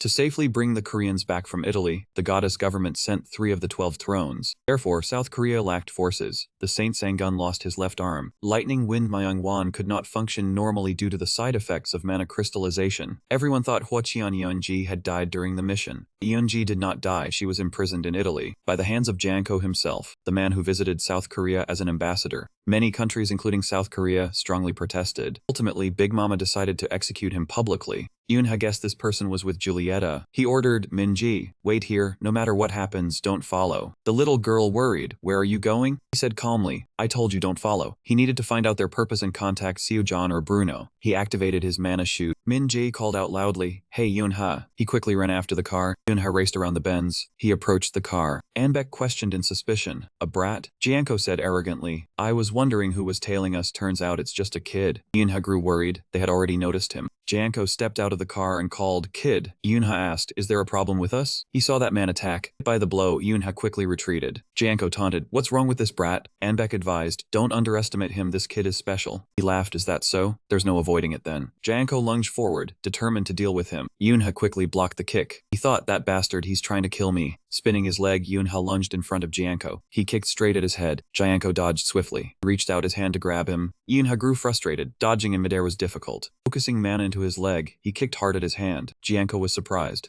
Yoonha somersaulted in the air. He created a mana sphere. Yoonha shot it straight at Janko. Landing on the ground, Janko commented, his mana control is no joke. However, even so, you are still just a brat. Janko said as he moved behind Yoonha. He turned around, but Janko had already grabbed his neck. He lifted him up. More interesting than I thought. Yoonha struggled. Janko still focused mana. It's not that fast. You are not the only one who can use mana. Yoonha grew anxious. At this rate, he would die. Damn it, he had to break free. He was choking. Giulietta stepped out. Release that kid. You all promised not to harm my acquaintances, didn't you? Janko turned his head. You know this brat? Giulietta screamed. No, you cannot do that. She shouted. He is just an ordinary child. Let him go. Janko laughed. But he is not ordinary. From experience, I need to eliminate this type as soon as possible. Anbek spoke up. Janko. He was stunned. Then let go. Troublesome, I understand. Yoonha slumped down, gasping for breath. Giulietta ran over. She said worriedly, Yoonha, thank you, but you didn't have to do that. He turned to her. Sister, what is going on? Giulietta was silent. She took off her ring. Giulietta said, can you give this to Bruno? Tell him I am sorry. Yoonha cried in fear. Sister. Giulietta smiled. Until now, I have been very happy. He stood up. Sister Giulietta,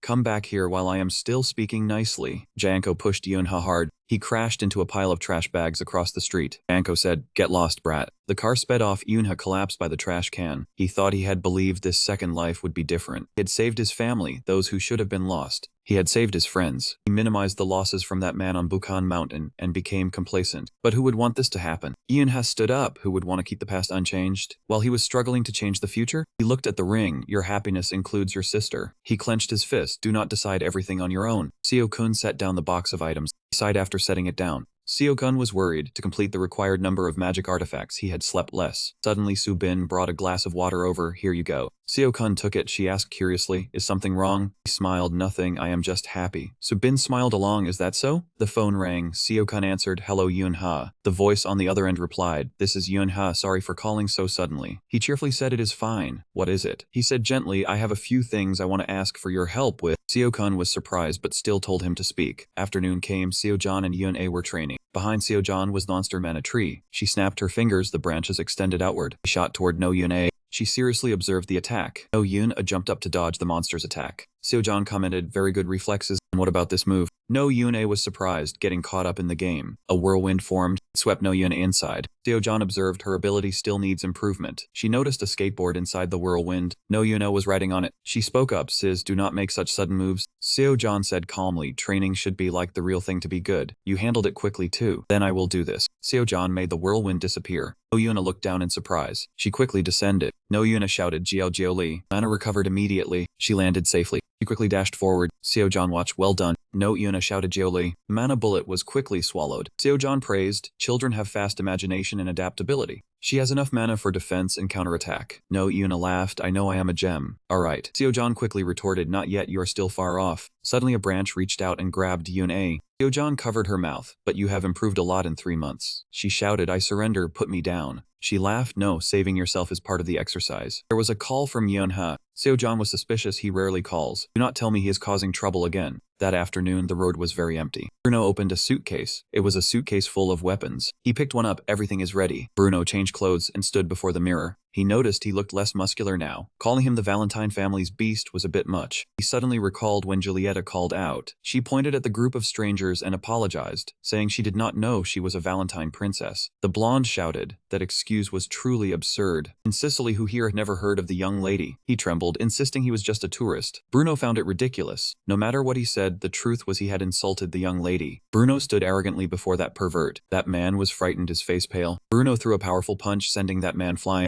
Julieta stepped closer. She praised loudly. Truly the Valentine family's beast is different. He blushed, thanking her once more. At the Kangzhuang Palace, the matriarch had chosen the Myrons to take over Sicily. Everyone was shocked. Why the Myrons? Why not us? So we must plan our next move. Our people have clashed with the Myrons before, they are despicable scum. Master shouted, demanding silence. He announced the Valentine family had decided to merge with the Myrons. Julieta asked her father worriedly, is that what you call a merger? Everyone feared they would have to kneel before those Myron bastards. Master said seriously, it was all to protect the family's interests. The Valentine family would kneel to no one, only temporarily joining hands with the Myrons. He announced, to show goodwill, Julieta would be engaged to Vincent Myron. She was shocked, unable to believe her ears. Vincent Myron, that playboy of the Myron family. Speaking of that family's hair, it was indeed that bastard. The master ordered her to marry Vincent and bear his child. Julieta was furious. He calmly explained about the fertility potion, a thing that could effectively enhance mana. If Julieta had a child with Vincent, the baby would inherit that. Everyone asked again worriedly. The master nodded, yes, it was the child yet to be born. That child would surely possess talent far superior to Vincent Myron. We will take that child, raise it as a prodigy to rebuild the Valentine family. Julieta stood up in anger. Bruno observed, realizing they had pressured her before, and now they treated her like a commodity. In the master's eyes, there was only the family's advancement. Everyone urged the young lady to think of the Valentine family's future, begging her to think of them. He added that bastard was clever, surely he had no diseases. Please, young lady, for the family's future. The master said sternly, if you want to be a member of the Valentine family, bear the humiliation of being that Myron's lover. Julieta protested, but he cut her off, saying the family had given her a comfortable life. Now she must fulfill her duty. Everyone voiced their agreement in unison, demanding the young lady bear a healthy child. Julieta stammered, brother. The man with glasses turned his face away. Julieta was dazed, stunned. She lowered her head and reluctantly agreed. Everyone left happily. Bruno silently observed Julieta. In Julieta's private room, Bruno spoke up to ask her. He demanded she tell him the truth. Julieta could only lower her head. Bruno stepped closer, calling her name. She stammered a single sound. She exclaimed she did not want to get married like this. She did not want her child to be treated as a pawn. She was sick to death of this place. Bruno took her hand, calling her name. He swore to protect her, even if he had to face the entire world. He kissed her hand and asked if she wanted to leave with him. Julieta cried, but in joyful happiness. The window suddenly swung wide open. Light flooded in, dazzling the entire room. Bruno told her to wait a moment, then check the positioning. He told himself he would save her no matter the cost. When he opened the door, Yoon-ha was already waiting and called him Uncle Bruno. He asked in surprise if he was ready. Yoon-ha said firmly, "Let us go together." Bruno and Yoon-ha left together into the night. He was worried, knowing Yoon-ha was more skilled than an average player, but the opponent was Chet DC. He'd not want to drag him into danger. Bruno instructed Yoon-ha, "As I thought, you should leave this place quickly. Things are getting more dangerous." He looked away. "I know what I'm doing. I mean, you should have said that before we left, right? So I'm going with you." Bruno sighed. "Do whatever you want." Yoon-ha asked, "Do you think you can find her?"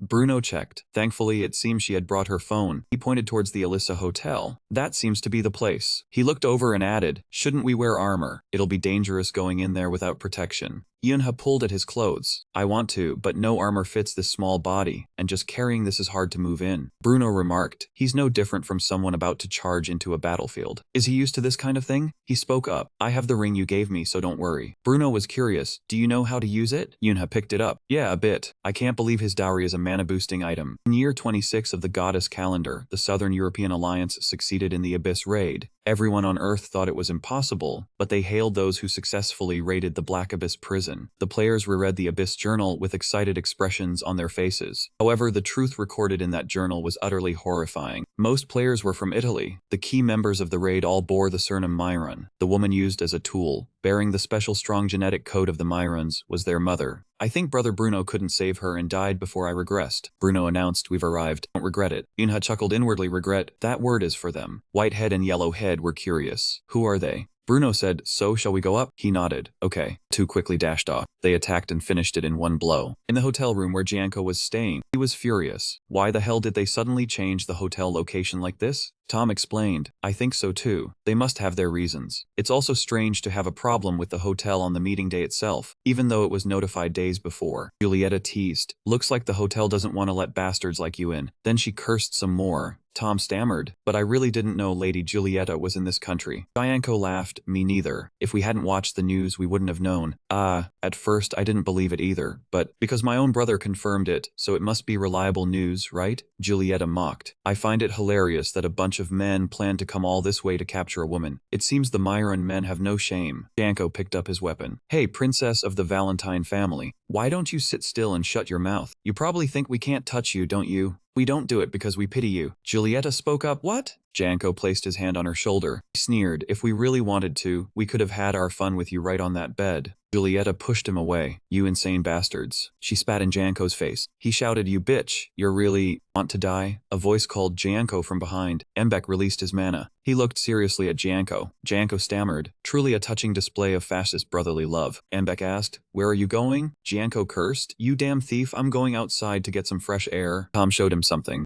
Julieta called out, "Mbek, I'm hungry. Buy me a bento box from the convenience store. Oh, and get some dessert too." Mbek rubbed his forehead. "Tom Myron." Tom shook his head. "Can't we just order room service?" Mbek said sternly, "Didn't you hear her say she wants to eat from the convenience store?" He was frightened. "Ah, yes." Tom walked for a moment. "Mbek, you should remember you are not Mbek Valentine, but Mbek Myron." He looked at Tom. Mbek said calmly, "Don't worry." Tom smiled. "All right, I'll be back later." The room door closed, leaving only Julieta and Mbek. Mbek saw her stand up. "Where are you going?" "I told you not to leave the room," Julieta said angrily. "You still have no tact at all, do you?" "I'm going to take a massive dump, for God's sake." Julieta slumped down, covering her face. She recalled, "Even if the whole world is your enemy, I will only protect you. Will you come with me?" She cried out, "Bruno." Then she dropped her head and wept. From the bathroom, Jianko walked out cheerfully. On the way back, "I'll order room service." Jianko was surprised. He turned around, murderous aura overflowing. Yoon-ha flew over, weapon in hand. Jianko raised his hand to block the slash. He staggered back a few steps. Jianko slammed his head hard into the wall. He taunted, "I got lucky today, huh?" Jianko grit his teeth in anger, "You bastard." Yoon-ha swung his sword. "Hey, pull your pants up. I will give you time to put your pants on." 1 hour before entering the hotel, Seo-jon cast a speed enhancement spell. Next was a muscle strength enhancement spell. Series of spells were cast: defense, healing, mana recovery, magic resistance. Yoon-ha said gratefully, "But what about the tourists if they get caught in the fight?" Seo-jon laughed. "The fairy government has already evacuated everyone." He felt excited and relieved. Thanks to Uncle Seo-kun's potion, his power increased. Now he was ready to go. Yoon-ha faced Jianko, who was unarmed and with little space. He could not miss this opportunity. He charged forward ferociously. "I will finish you." Jianko threw a punch, but Yoon-ha managed to dodge. His punch shattered the wall. Yoon-ha spun around and counterattacked immediately. He gripped his sword, eyes full of killing intent, charging forward with all his buffs and potions. "Time to go all out, right?"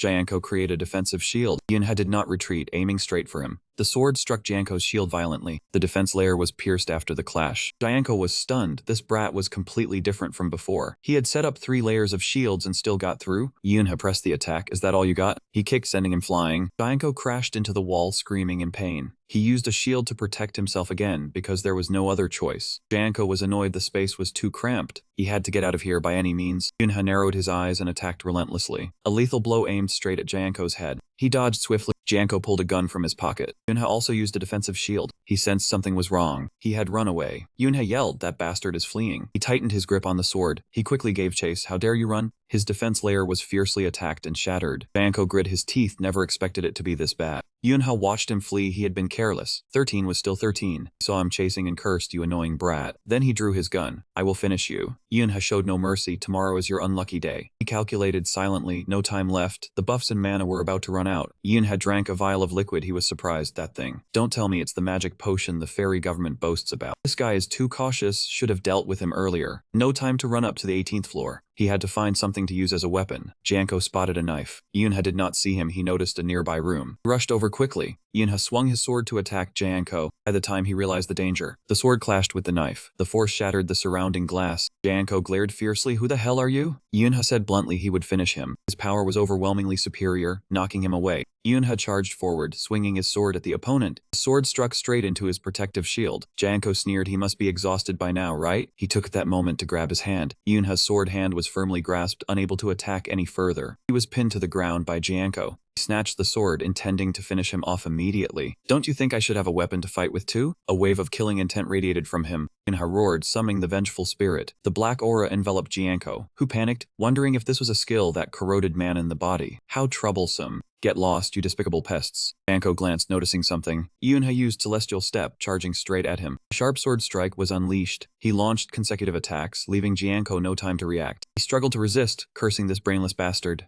Janko couldn't hold on for long, getting sent flying far away by Yunha. Surrounding objects were shattered into pieces. The room became devastated, the battle still far from over. Janko gloated, "What's wrong? Your attacks are getting weaker. Where did that fighting spirit from before go?" Tall silhouette stood waiting in front of the door. Anbeck tilted his head. "Julieta, everything is for the benefit of the Valentine's family." There was no sound responding to his words. Anbeck lost patience, telling him to come out here, and if he needed anything, just call Tom. Suddenly he stopped, as if waiting for someone to arrive. Anbeck slightly tilted his head, pushed up his glasses and calmly said, "Long time no see." Bruno, heavily wounded, walked over from a distance. He glared and roared, "Where's Julieta?" Anbeck glanced, his face showing annoyance at being questioned. He coldly said, "The one who took Julieta away from the family will be dealt with. You know the consequence is death, but I'm giving you a chance. Turn to the Valentine's Day family, Bruno. Return and help me eliminate." He didn't finish his sentence before being attacked by Bruno. He shouted, "Save your breath." Anbeck drew his gun, still calm. "Is that so?" Come on, he aimed his gun at Bruno. Bruno also did not yield, ready to fight. In the past, he had lost in a battle against Anbeck. Janko gloated, "What's the matter? Your attacks have gotten weaker, haven't they? Where did that fighting spirit from before go?" Yunha sneered, "Where is it?" "Here it is," he shouted, "you cunning brat." He showed clear confidence, sneering, "Why don't you just drink a mana potion, old man? You probably don't have one, do you?" Janko gritted his teeth in anger. He drew his sword, unleashing an attack towards him. Yunha was startled, barely managing to defend. His power hadn't recovered yet. He was about to collapse. Finally, he couldn't hold on, getting knocked down backwards by Janko. Yunha quickly regained his stance, not letting himself be thrown too far. He mocked, "So drinking mana potion is all you amount to? Have you become weak now?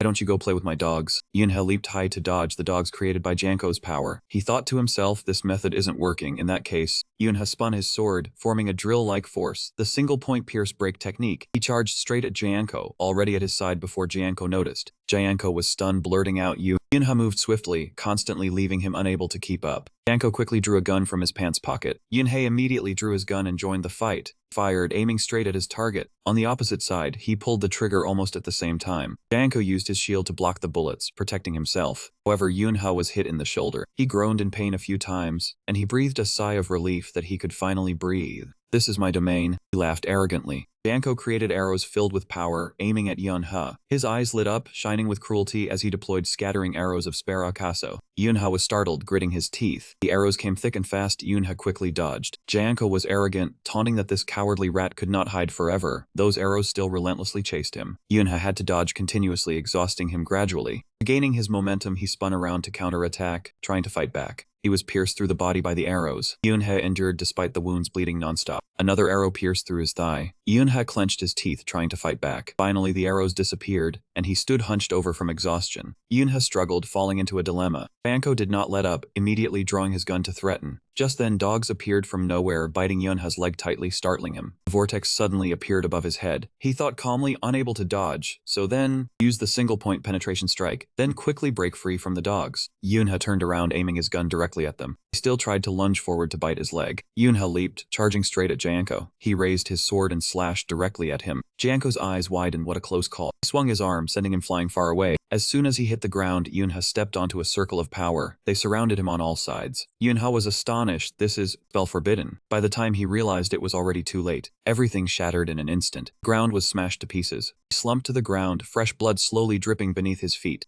Yunha thought inwardly, in this condition, he could not run. First, I must recover. Suddenly, Jianko snatched the potion bottle from his hand. He had a sly look, asking if he was going to drink it alone. He quickly snatched the potion bottle away. Yunha was furious, cursing him in his heart. Jianko still stood there rambling, praising that the potions from this country recover mana and stamina well. He ignored him, only thinking that he must get out of here first. Jianko shouted loudly and launched a sneak attack, Heaven Step. He was stunned but immediately turned around to counter the blow. The weapon in his hand fell to the ground. Jianko viciously kicked him in the chest, saying he would not deal with him that simply. Yunha fell back far by inertia. His body slammed hard into the wall, creating a large explosion. Jianko taunted that an animal only understands after being beaten. How dare a mutt like you meddle in this? Red blood flowed nonstop from Yunha's body. Jianko still stood motionless in his spot. He wondered if that brat was dead. He did not seem to warrant logging out just now. That man suddenly opened his eyes wide. Yunha threw the empty potion bottle to the ground, his tone indifferent. Should have used it sooner. He gradually emerged from the cloud of dust. His face was ice cold, his eyes radiating murderous intent that reached the heavens. Jianko Myron shouted in panic, How many bottles have you drunk? He replied leisurely, I have a whole set of fruit-flavored potions, so what? He wondered, a dying man recovering his stamina and mana was already shocking enough. Unexpectedly, he even refreshed the enhancement effect without cooldown time, and his mana was amplified more than before. He exclaimed, What an ability. Yunha added, It is not just an ability, I have this too. The man's face turned pale. Not a single drop of blood was drawn. He was stunned. That is, the item in Yunha's hand was an amplification ring. Jianko doubted, impossible, how much stronger can this bastard get? But he still had one chance. That man was not very accurate with his shots. He was sure he was far superior in that regard. Yunha gripped the gun tightly, his eyes seeming to want to devour the enemy alive. Without saying much, he directly aimed the gun and pulled the trigger. Jianko counterattacked, sneering inwardly, You are wrong, brat. You pulled the trigger too soon. I will be the winner. Yunha nimbly dodged a lethal blow. Taking advantage of Jianko's slow reaction, he picked up the blade that he had dropped earlier. That man froze, not understanding what had happened. Yunha was ready to take him down. He aimed directly at the arm holding the gun and threw the blade, mocking foolish. The pain in his arm made him grimace and groan. His arm had been severed in two. He said coldly, Is it already hurting that much? I have only just begun. Did you not say that beasts have to be beaten to understand the problem? He raged, clutching his arm that was bleeding nonstop. The blade from before had returned to Yunha. Jianko Myron gritted his teeth, but the beast is not me. That man was insane, still stubbornly saying it is fortunate it was not me. In the silent hallway, a figure was sent flying. Bruno Valentin continuously threw out punches. With God of Frenzy 3 and Wild Beast 3, 5 of his punches shattered the bricks. Mbek stood in front of that scene. That man's brows were tightly furrowed. Bruno Valentin did not rest, continuing his relentless attack. Mbek dodged nimbly. Seeing the disadvantageous situation, that man turned around and fled. Bruno's attack still clung closely behind him. Suddenly, that man stopped in his tracks. Bruno Valentin had appeared from who knows when, his face full of ferocity. 5 death punches from him grazed past Ambek's face. That man sneered, Your skills have not improved. That man grabbed hold of Bruno's arm. His voice contemptuous, I was looking forward to your current skill, but I am disappointed. Suddenly, a loud explosion echoed throughout the hallway. Mbek pointed his gun at Bruno Valentine's chest and pulled the trigger. Strangely, the bullet did not pierce his chest, but fell to the ground. Mbek lost patience, asked, So, what are you going to do? Just stand there and take it? Bruno Valentin used the warrior's white card 2 to save one life. Blood flowed from his mouth. He could not restrain himself, fiercely raising his fist to strike Mbek.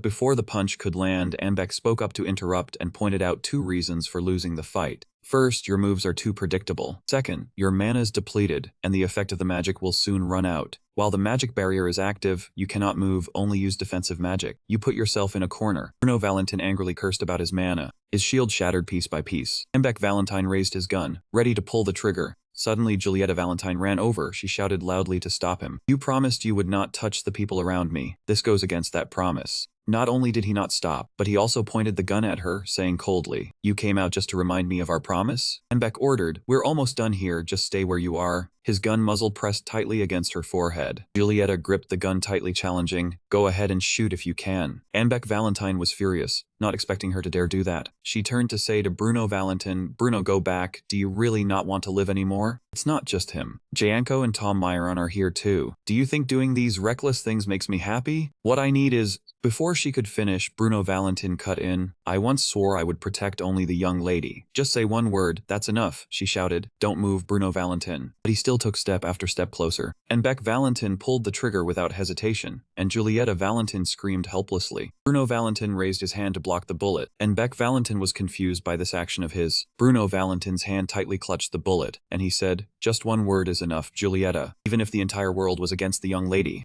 His eyes were sharp. His voice was more determined than ever. "Then I still only need you. So answer me." Bruno Valentin unleashed a blazing flame. Anbeck stood frozen in observation. Then he quickly used his shield to block and dodge to the side, avoiding the surprise attack. He hid behind the shield to evade the wild flame that wanted to take his life. Bruno Valentin held his painful arm, calling Julieta softly. He answered weakly, "Help." Then she slowly reached out her hand. Hot tears streamed down Julieta's face, and her voice was gentle. "Save me." On Yunha and Janko Myron's side, the two had stopped fighting. Hearing Janko Myron scream, he sneered, "It's just a lost arm. Is that really worth that reaction?" His arm lay in a pool of red blood. Yunha asked indifferently, "You can still use healing magic to reattach it, right?" Janko saw that and screamed in fear to stop him. "Stop?" Of course he would not let him off. Janko Myron remained still, watching him. Yunha's foot stomped hard on the arm on the ground, splashing fresh blood everywhere. Janko Myron could do nothing, just stood there watching helplessly. Then he screamed curses, "You bastard." He summoned a detonation point. Yunha questioned, "That's a large-scale bombardment magic, isn't it?" Seeing the detonation point rushing toward him, he calculated that if he got far from the explosion, it wouldn't be able to affect him. The detonation point pursued the prey like a hungry beast. Yunha was annoyed. "Even though I'm using mana from the sky path, it still catches up." The detonation point was now closing in on his feet. As expected, a massive explosion occurred behind Yunha. His body was sent tumbling dozens of meters. When his body stopped, Yunha was extremely irritated. Before he could regain his composure, he noticed something wrong. Janko used his second technique again, a rapid chain fire attack. He showed no fear at all. Yunha was not to be outdone, using a piercing point to counterattack. He gritted his teeth, thinking to himself, "Just a little more. A little faster." As Yunha's steps shot forward, the explosion behind him sounded. He was full of murderous intent, determined to face Janko. That man was terrified. "He's going to cut me." Suddenly, Yunha felt something was wrong in his body. He was annoyed. Why now? This young body has reached its limit. Seeing Yunha like this, he thought, "I don't know what's going on, but this is my chance." Iron cage appeared. It enveloped Yunha's entire body. It was Janko Myron who used a restraining trap to lock him in. Yunha broke the iron cage, thinking, "Damn it, I need to deal with this before the body is completely exhausted." Without hesitation, he decisively swung, cutting through the iron bars. This also caused the blade in his hand to shatter into pieces. Yunha's eyes turned bloodshot with rage. Janko's sudden strike sent him flying. After the hit, Yunha quickly got up, one hand on the ground, ready to counter-attack. He slammed heavily onto the ground, channeling all his resentment into a finishing blow called the Wraith. Janko Myron taunted loudly, "What use was that thing?" His hand gripped the blade tightly, veins bulging. Facing Yunha's attack, he roared, "I already lost one arm." The gun in his hand was suddenly struck by something. Collision between the two opposing forces split the ground wide open, sending Yunha and Janko Myron tumbling backward. The hand holding the gun ached to the bone. Yunha's face was etched with excruciating pain. Janko Myron yelled, "Go to hell!" Yunha agilely rolled to dodge. He immediately pivoted his foot to create a firm foothold. Then he fired continuously at Janko Myron. A bullet lodged in his chest, blood gushing out. Janko grew even more furious. Wyoming charged forward to retaliate. Janko Myron's point of fire coiled tightly around Yunha's leg. He yanked hard, causing him to lose balance and fall to the ground. His arm slammed heavily against the ground. Janko Myron dealt another blow to his chest. He raised his fist aggressively. Then he delivered a devastating punch to his face. Janko Myron raved, punching and cursing, "Go to hell, I said go to hell!" Yunha's hands trembled in the air. Unable to hold on any longer, his hand fell heavily. Janko Myron still hadn't vented his anger, continuously kicking Yunha's body. He slowly stepped back. His voice was gleeful, "This is the end." At that moment, he shouted and unleashed decisive move, firing in succession. He stood watching the dust billow thickly. A smug smile spread across his lips. Janko Myron laughed in satisfaction, "It's over, I won." Then he felt sudden unease, as if he still wasn't completely sure. You will rip his throat out until he has no pulse left. However, just as Janko's hand reached out, Yunha grabbed it tightly.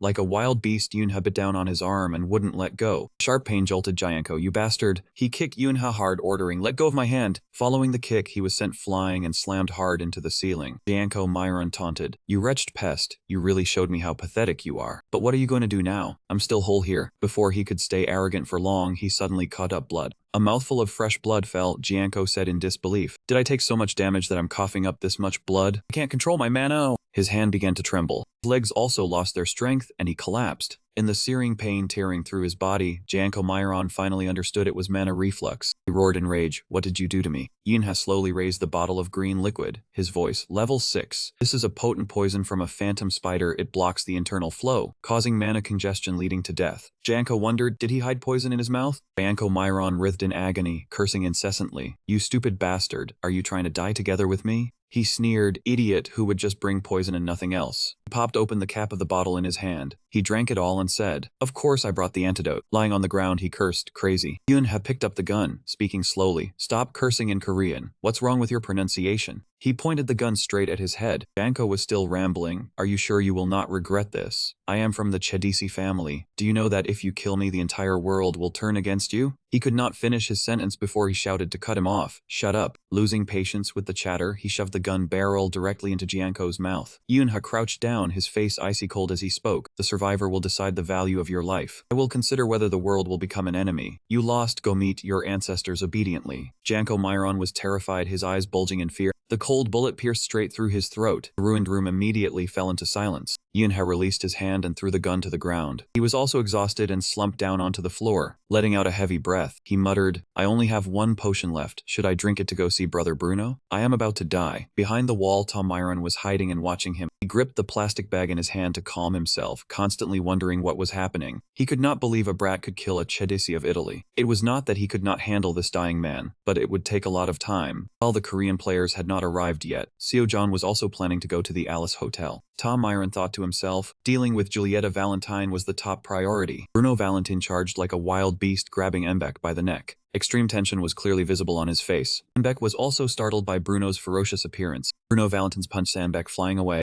Mbek's shoulder slammed into the wall, creating a large hole. He thought Bruno was completely different. Was it because of rage? With terrifying speed, Bruno Valentine lunged again to deliver the next strike. Mbek could only watch helplessly, unable to react in time. As Bruno prepared to finish everything, a voice suddenly rang out to interrupt. Stop. He pressed a knife to Julieta Valentine's neck and said, it is over. If you do not want Julieta to die before your eyes, drop your weapon. Bruno Valentine worriedly called her name, Julieta. Tom Myron slashed a cut on her neck with the knife, warning her not to move. Stand still and raise your hands. Do you think I do not dare to act? You are very wrong. He did not dare to act rashly and had to obediently raise both hands. Tom Myron turned to Mbek Valentine. Lord Mbek, let us end this here. There is no more time. Jianko has kicked the bucket. He chambered around and replied indifferently, I see. So Jianko has gone to meet the king of hell. Tom nodded. Yes, before the Korean players arrive. Before the words finished, a bullet slammed straight into his head. Tom could only let out a helpless groan before collapsing. Julieta Valentine cried out in shock, what is this? She trembled as she witnessed the bloody scene before her. Cold sweat burst out. Julieta understood everything. The gun in Mbek Valentine's hand was still smoking from the just-fired shot. He laughed triumphantly. You are finally dead. I have waited a long time for this opportunity to take his life. I never expected he would lose his life before I could make my move. Even Tom Myron has to go down to the underworld. Now the Myron family has nothing left in this country. Bruno, Julieta, I will propose something else to you too. Return to the Valentine family, because Jianko is dead. It is time for us to destroy Myron and restore Valentine. Julieta was stunned. Have you lost your mind, brother? Myron will not collapse easily just because they lack Jianko. She doubted he was not the type to say such crazy things. Did the pressure of being the family head have changed him? He grinned sinisterly. We can use Jianko's death in Korea to our advantage. Myron will walk right into a trap. Return to Valentine, Julieta. I am now strong enough to protect you. Bruno, if you still remember the Valentine family's kindness to you, return with Julieta and contribute to the family. Suddenly, a steely voice rang out. Who allowed this? Mbek was startled. Yoonha shot forward like lightning and questioned, who are you to dare take my people without asking permission? Without another word, he directly launched a preemptive strike, slashing hard at his leg. Mbek was agile and immediately jumped up to dodge. He quickly kicked out towards him. Mbek's face turned fierce. Yoonha countered with a thrust that pierced through his thigh. Mbek gritted his teeth, drew his gun and fired at him. He dodged hastily, but the bullet still lodged into his thigh. Yoonha backed against the wall, assuming a defensive stance. Mbek Valentine was furious. He had lost time. Now he had to eliminate Bruno first. Suddenly he noticed something unusual. Seeing Julieta healing Bruno, he roared, "When did this happen?" Yunha taunted from the ground, "Whether he needs them or not is up to me. Do not leave on your own, sister, you miscalculated. I have stalled long enough." Julieta smiled gently and promised she would not do it again. After that, she began to recover a terrifying skill. The immense power radiating Manbeck Valentine freeze. He ground his teeth, damn it. Julieta gently instructed Bruno, "You must return safely." He nodded in agreement and then lunged forward like an arrow. Veins bulged on his hand, as if wanting to finish Anbeck immediately. The wound on his leg was still oozing fresh blood. Anbeck was angry that this brat had injured his leg. All of Bruno's attacks were blocked by his shield.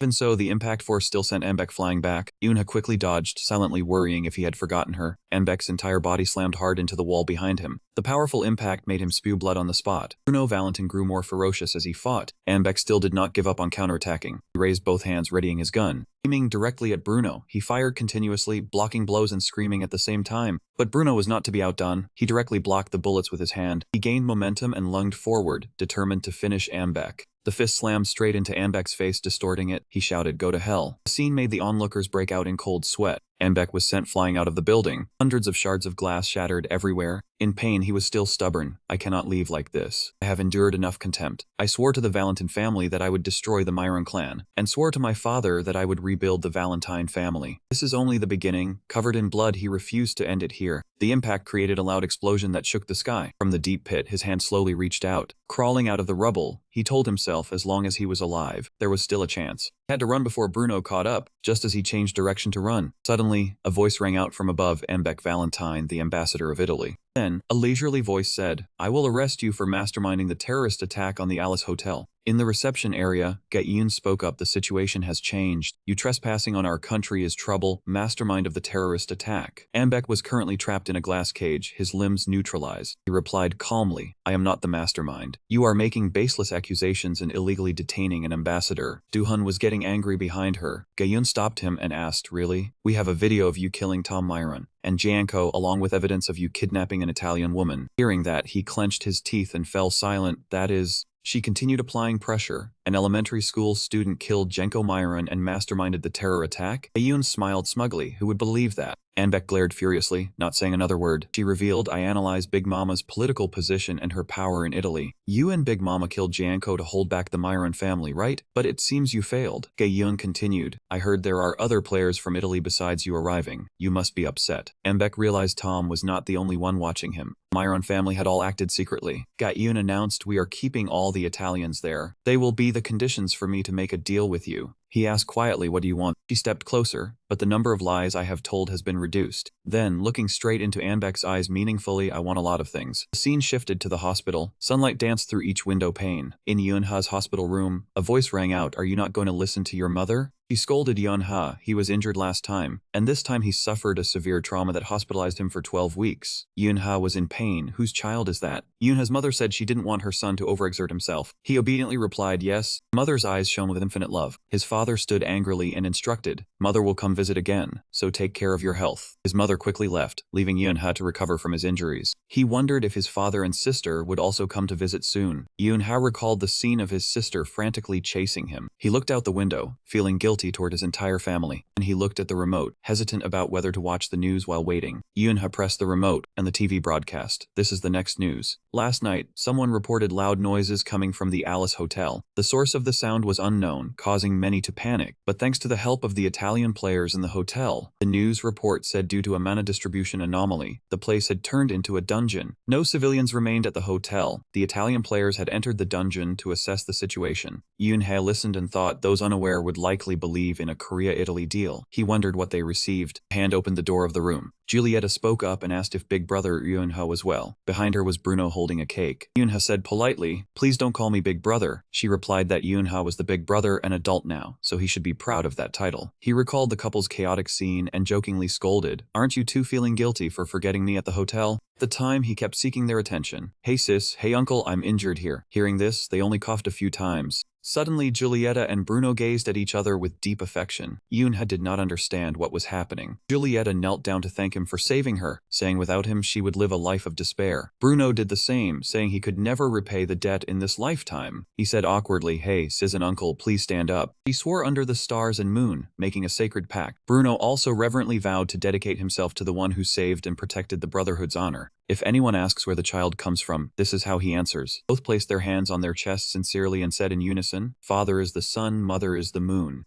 Yoon-ha sighed softly, looking at them with tender eyes. Julieta joked that with this pact she would call him Big Brother. Bruno suggested that their child become Yoon-ha's true disciple. He agreed. Yoon-ha thought to himself that he had no intention of becoming a player or part of the mafia gang. He raised his hand to object. "How come you two decide without asking me?" Julieta suggested their child become a disciple. He was puzzled and then quickly reacted. "Your child? Whose child?" She happily announced the good news. Yoon-ha understood and congratulated her, sighing in relief that she was still safe. Julieta rummaged through her bag and said, "Ah, let me show you this." She handed over a card. Yoon-ha took it and asked what it was. Julieta told him to look at the name. Yoon-ha examined it and asked again. It was 2 citizen IDs of the young couple but with changed surnames. Yoon-ha was extremely surprised. He exclaimed, "What does this mean?" She said radiantly, "We decided to live a new life, so we changed our names." Julieta said taking Yoon-ha's surname was the most appropriate. "Call them Julieta and Bruno." Yoon-ha stared intently at the ID card. He shouted, "Oh no." In an old corridor, books were piled up along the rows. Jun-sik sat in the room watching something and said, "There you are." Bruno said he heard that the Lord had suppressed information about them. He bowed his head in thanks. "We owe you another debt of gratitude, Elder." He thought from the house provided when they first arrived in Korea to this matter, they had received much help. He smiled lightly and said it was indeed a bit of pulling strings. The goddess was very curious about his identity. Jun-sik recalled that during the conversation, she kept asking, "Who are those Italians?" Bruno said awkwardly he did not know what else to say, only thanked him. He explained that with the magical medicine, he still did it anyway, because the Alice Hotel fell into the hands of the Don IH conglomerates. He withdrew from the hotel industry and invested in pharmaceuticals. Jun-sik turned to remind him to be careful. The goddess said she would not investigate further, but her words could not be trusted. Bruno nodded and replied yes. He asked Bruno if he had considered becoming an exclusive contracted player. Bruno, currently unemployed, stood upright. He said he could not do anything if he did not want to, but at that moment, he understood. Jun-sik expressed that when he no longer worked as a bodyguard, he should protect the children as he always had. Bruno looked at him as if he were a kind man. He smiled and said, "Do not stare, you will bore a hole through me." He replied yes. A family photo appeared along with Jun-sik's warm voice. "I have no other purpose. I just want to see the children smile brightly." Bruno accepted without hesitation. He thanked him, and the man withdrew and closed the door. Jun-sik sat alone quietly, thinking he must really be getting old. His eyes were filled with thoughts at this age to be so moved. Jun-sik tossed the book in his hand and asked his wife, "Do you think so?" The photo of him and his wife still sat in its place. So much affection remained. The sea roared beneath the gray sky, a tsunami like a wall rushing in. The warship shook violently, the hull swaying like drumbeats, clearing the path for disaster. The sailors on the ship retreated in fear. "It is coming." From the dark sea, a colossal body emerged, revealing sharp fangs and blazing red eyes. It slammed into the hull, causing the entire ship to shake violently. After tearing the ship apart, it dived down just as a voice rang out, signaling the decisive moment. The sailors trembled in fear of the giant shadow beneath the water. The commander ordered them to wait for it to appear so Leviathan could continue its rampage. It lunged forward, its razor-sharp fangs like steel blades plunging into the ship's bow. Even the most seasoned sailors turned pale at that terrifying power. Leviathan revealed itself with dark purple scales gleaming like metal, its long body coiling like a dragon. A heavy foot stomped onto the water's surface. The boat seemed minuscule before Leviathan, and its roar shook the entire sea. Holy Spear Sangun gave the order to move immediately. Leviathan was blocked by a massive ice floe.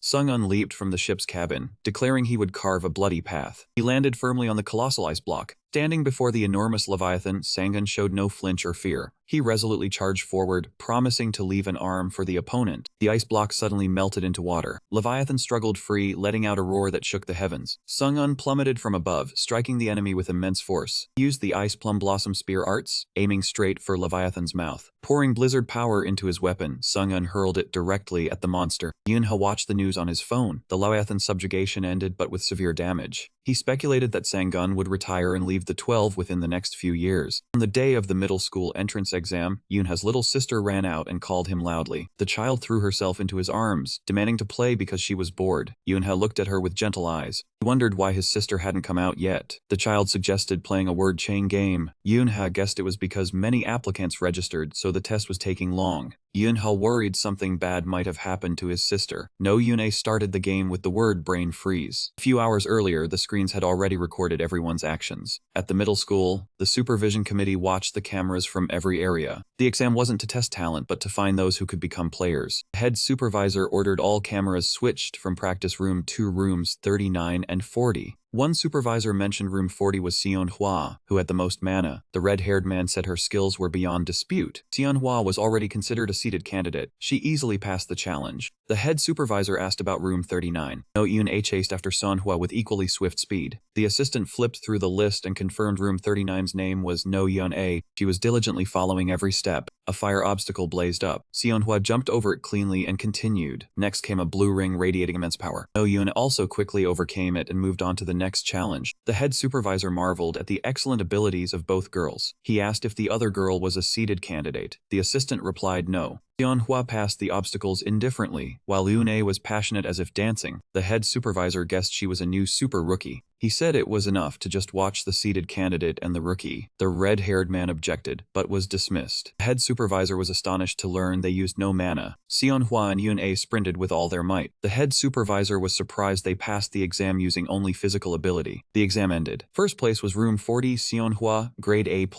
with 6 minutes 36 seconds. Second place was room 39, no Yun-A, grade A+, with 6 minutes 39 seconds. Yun-A remembered Seo-jan's instruction not to use mana during the exam. He said if absolutely necessary, reluctantly use it, but it was best not to. She asked why during practice. She explained that players often face disadvantages, so prior training was needed to prepare for those situations. Yun-A realized his sister Seo-jan was right because he himself tended to overuse mana. Her gaze suddenly turned interested, but no Yun-A was surprised to see someone else also didn't use mana. She looked at Sion Hua, who was drinking water, and found she was even faster than herself. She went over to start a conversation, complimenting Sion Hua on running very well. Yun-A said excitedly that she didn't expect she also ran without using mana like herself. Sion Hua seemed indifferent, unbothered by the praise. She only gave a slight nod with a stoic expression. Then she quickly turned and walked away, leaving No Yun-A looking confused. No Yun-A wondered if she was socially awkward. The teacher began explaining the final exam to the students. Behind this gate is a maze. The maze structure will change at certain times, and you all will be sent to random locations. In some areas of the maze, proctor assistants will provide food and drinks. No Yun-A and Sion Hua listened attentively as the teacher continued, saying that during this test, they could use mana and weapons, and they could also cooperate with other examinees. He-ji turned around to greet them and apologize, asking if they were the first and second place winners from the previous test, which No Yun-A quickly noticed. She extended her hand in introduction, saying, "Hello, I am He-ji. Hello, nice to meet you, I am No Yun-A." She came to shake hands and said she was from Donggak Elementary School, the one closest to the scissors, and that she was very good at using mana there. No Yun-A immediately felt that she seemed overly confident. He-ji stepped forward to send an invitation. "Hey, No Yun-A, do you want to join our group?" Embarrassed, she replied, "Cooperate? But won't we be separated when we enter?" He-ji smiled brightly and clarified, "I mean, let's cooperate if we meet in the maze. Let's promise to help each other and have no bad intentions, okay?" Hearing that, No Yun-A quickly agreed. She perceptively turned to ask Sion Hua if she wanted to join, but the girl bluntly said, "I don't need to. I am enough by myself." Yuna waved her hand, saying,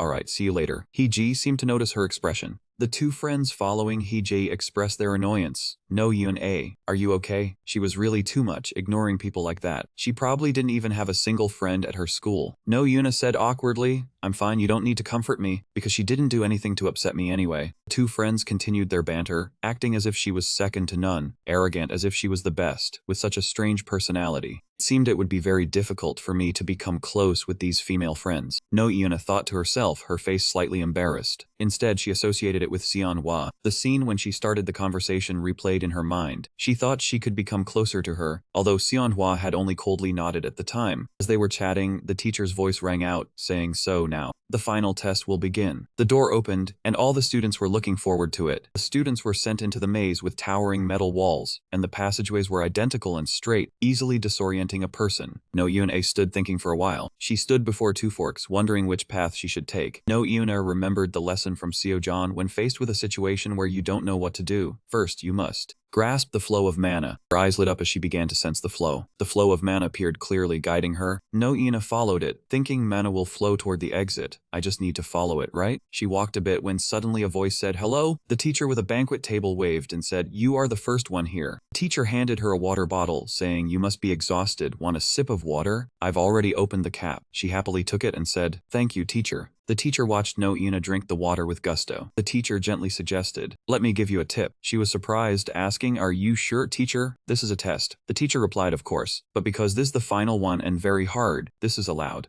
The teacher pointed to give a hint, saying, "The correct path is this way." She immediately bowed her head, said, "Yes, thank you, teacher," and then ran off quickly. The teacher's face revealed a sinister look after waving. No Yoon followed the guidance for a while and suddenly noticed something strange. She looked around suspiciously thinking, but I don't see mana flowing through here. How could the teacher deceive me? No Yoon looked in another direction, thinking that since the teacher was there, she must have gone the right way. Heji looked over and noticed, saying, "Ah, no Yoon." She ran over and spoke, greeting Heji. Heji waved and called out, "Perfect timing. We were just asking the teacher which way to go." The group of students pleaded, "Teacher, please give us a hint, please." The teacher enthusiastically said, "Okay, I have no choice. Let's play a game." The students chorused the east direction. The whole group happily ran towards the east. Heji pulled Noyone's arm, saying the teacher said east, let's go. She hesitated, turning her head back to sense, thinking how strange. The flow of mana was flowing towards the opposite direction. While following the guidance, No Yuna kept finding it unusual and kept looking back. Every time she sensed the flow was in the opposite direction, she was urged on by Heji. No Yuna thought to herself, something is off. The teachers kept telling us to go the wrong way. At the next stop, the teacher praised them, saying, "Good job everyone. This is the final fork." He suggested that one of these three paths would lead straight to the exit. That student begged the teacher to tell them which path to take, saying, "This is the end. The test is almost over. I'm so tired." The teacher looked troubled and said, "Well, I cannot tell you." But he still winked, signaling towards that direction, and the group of students got excited. He quickly followed, saying, "This path, let's go. We will be the first ones there." Heji praised everyone for doing a good job. Suddenly, No Ione spoke up loudly, "Wait." Her voice made everyone stop and turn to look. She pointed in the opposite direction and said, "I don't think that's the exit." No Ione affirmed that the mana was flowing in this direction. The male student didn't believe her, saying, "But the teacher said this way." The female student next to him urged her on. "Time is almost up. What's wrong with you?" No Ione faltered, saying, "But the mana flows." They shouted, "The exit is right in front of us. It's all thanks to the teacher guiding us." The male student complained, "We are so tired, what's wrong with you? Seriously?" Heji called out in annoyance. No Yune hesitated before replying. She sneered, "Anyone can be wrong, do not be so stubborn." Murmurs arose, acting smarter than a teacher just because of a rank. Teacher Gao silently watched the fearful No Yune. She questioned herself, "Am I really scared? I only said what I saw." No Yuna clenched her trembling hands, thinking if it were Yunha, what would I do? In the car, Yunha once firmly said, "Do not trust anyone." She asked again, "Not even one person?" Yunha replied, "That is right, as a player, you cannot trust anyone. You can only trust yourself." No Yune engraved those words. She affirmed, "Yes, that is right." As her chaotic mind suddenly cleared, she stopped trembling. Why'd I remember her words at this exact moment? She said sternly, "The exit is this way." Hijai ignored her. "Then go by yourself, we are going this way." No Yuna replied, "Fine." Hiji watched her with contempt. Teacher Gao saw the surge of mana swirling beneath No Yune's feet. She quickly walked away, leaving the group of students behind. Hiji and her friends watched in surprise. Hijai sneered, "Is she crazy?" Meanwhile, Yune accelerated forward. Hiji tossed her hair and told everyone to go to the exit. She thought to herself, "I really do not understand. The answer is clear, yet she chose a different direction." And then she charged straight ahead. "I am faster than her now." Heji stepped forward full of confidence. Just as the test began, her foot touched the finish line. Suddenly, she returned to the starting point, infuriating Heji. At this time, No Yun-A had already left the maze, thinking the exit was really close. "Lucky I passed already, right?" She thought the test lasted longer than expected. Everyone must be waiting. As she was about to drink something, a hand reached out, saying, "Hello." Xianhui hesitantly handed her a drink can. "I bought one to try." The girl blushed and explained, "My refusal earlier was not because I disliked you." No Yuna found it amusing. "You are shy, so cute." She took the can. "Thank you, I will enjoy it." She opened the can, wondering what the result would be. No Yun-A spoke up, "I am No Yun-A. If we meet in the academy, let us be friends." Xianhua was silent for a moment. The girl also held can and replied, "I am Xianhua." At this moment outside the school, the younger sister hugged her older sister and exclaimed, "Oh my god, when are you coming back?" The parents sat on the chairs waiting. In classroom number 3, a student was reading, and the whole class listened attentively. Choi Hyuk turned and whispered, Boss, Teacher Du-hun is our homeroom teacher again." Yoonha continued, "We are in the same class again." The boy was happy. "I knew it, so cool." Yoonha was not excited. Jin Seona muttered, "This is really strange." Jin Seona questioned, "Why are all the people I told you about in the same class?" Mr. Jun-sik asked who, and the girl excitedly listed Yoonha, Hajang, Minji, Choi Hyuk, and teacher Du-hun. Jin Seona nudged Yoonha and asked, "You already knew, right?" She gave a wry smile. "Yeah, a strange coincidence." Yoonha recalled when she was in the hospital. Jun-sik asked the teacher to take care of his younger sister. The teacher replied, "Because of the chairman of Alice Corporation, we will take good care of her." Jin Seona poked her from behind. "You are lying, tell me the truth." Du-hun flicked Jin Seona on the head, making her yelp. He shouted, "Jin Seona," daring to not focus on the first day of the semester. The girl held her head and apologized. Du-hun dealt with it. After class, go down to the teacher's office and clean up. The girl felt embarrassed, her first time being scolded. He continued, Yoon-ha, you come too, you were talking, right? She was startled, yes. Du-hun told them to go clean up with Jin Seona. Yoon-hae immediately complied. Choi-hyuk laughed mockingly, oh boss. He immediately pointed at Choi-hyuk. The boy was startled. Why do I have to go too? Du-hun said coldly, because you laughed. Yoon-ha suddenly became scary. Did you laugh? Jin Seona gave him a sharp glance. You must have found it really amusing. Both agreed. Let us enjoy cleaning together. Choi-hyuk silently acknowledged that he was done for. Minji wondered, they are in their 3rd year. Why have they not changed? Hajang beside her could only laugh. At the Gladiator Academy, the air was fresh. Oyune stretched refreshingly. She rushed to hug Seonhwa. I missed you so much. So you changed your mind too? Seonhwa hugged her back, yes. No, Yoon expressed. It is great we are in the same class. Seonhwa shyly said, I think so too. She suggested going into class, then turned around in surprise. The students murmured in awe, a celebrity is coming. Everyone was waiting. The sound of footsteps gradually approached. A pair of white shoes appeared. Everyone knew she was the one chosen as the throne of the 12 at the age of 22. The glowing scepter swayed. Mother Hae-rin walked through the crowd, full of power and beauty. Rumors spread. Was that really the mother goddess? Why would she appear here? Hae-rin smiled faintly. Oh my. Outwardly friendly, but inside she screamed, I am only 20. Being called mother goddess sounds so old. The students were excited. Mother goddess, the 12 golden thrones. Hae-rin changed her mind and walked over to No Yoon-ae and Seonhwa. Her eyes were filled with mana, even though the last time they met was during the Kraken incident 4 years ago. But now she had grown so much, her mana was too vast to determine. Yoona felt awkward. What could she possibly want from her? No Yoona turned to Seonhwa and whispered, is she some kind of weirdo? Seonhwa replied, no, she is not. Hae-rin guessed she was a seed of the Namgong elder. Seonhwa asked, do you not know? She shook her head. Her internal mana affected her entire body. Amazing. What delighted her was, Hae-rin spoke up. I suppose I do not need to tell you who I am. She placed her hand on Noona's shoulder. Kid. Hae-rin proposed, do you want to be my seed? Her face was full of confidence. Yoon-ae was shy, not understanding the meaning. Hae-rin reasoned if it was not a star, a time witch, or someone resembling Sister Seojan, then no one could teach her to control such massive mana. So it had to be fast. Her eyes were full of anticipation looking at No Yoon-ae. She proposed Yoon-ae become her seed. No Yoon-ae scratched her face hesitantly. She spoke up, sorry I refuse. Hae-rin froze. No Yoon-ae explained, I do not know you, and I already have a good teacher. Seonhwa stood behind her, regretful. Hae-rin was motionless, shattered. The two turned and walked away, leaving Hae-rin wilting. No Yoona said, then I will take my leave. She repeated, a good teacher. Everyone around was silent. Hae-rin's tears gradually welled up in despair. Does she not know who I am? Suddenly her phone rang. It was Lin Yosu calling. The students regretted not taking a photo with her. Hae-rin answered, head of the house, what is the matter? Her face suddenly fell as if she heard something. Hae-rin said seriously, go on an extermination mission for the monster horde? The news this morning reported the disappearances and murders in Wakan City. The first person disappeared. Everyone thought it was a routine case, but then they found the body bitten by monsters. The police discovered the corpse in the forest, realizing everything was caused by monsters. Those who heard the rumors were all scared and protested against the goddess administration. To resolve it, the administration dispatched Kings Blaze and Regulus to Wakan. At this moment, the water reservoir was full of mystery with its swift currents. A part of the monster appeared. It was a giant lizard with sharp teeth firmly perched on a tree trunk. A level 6 monster, with a spiked tail, lunged out from the darkness. The group of lizards roared in unison and charged towards Hun Cheon. He used his power, swinging his sword in a decisive stroke. Burning power immediately charred the spiked tail. The massive body burst into flames and fell to the ground with a violent crash. Hun Cheon walked over and placed his foot on its carcass. He spoke, how did these bastards manage to hide until now? A person behind replied, the monsters have intelligence, their leader guides them. I told the pack to hide because humans were dangerous. While speaking, one ambushed. He coldly swung his sword. That was Zuzu. Hun Cheon wondered, how do you know what they think? Jiansu sheathed his sword. Do not underestimate the monsters.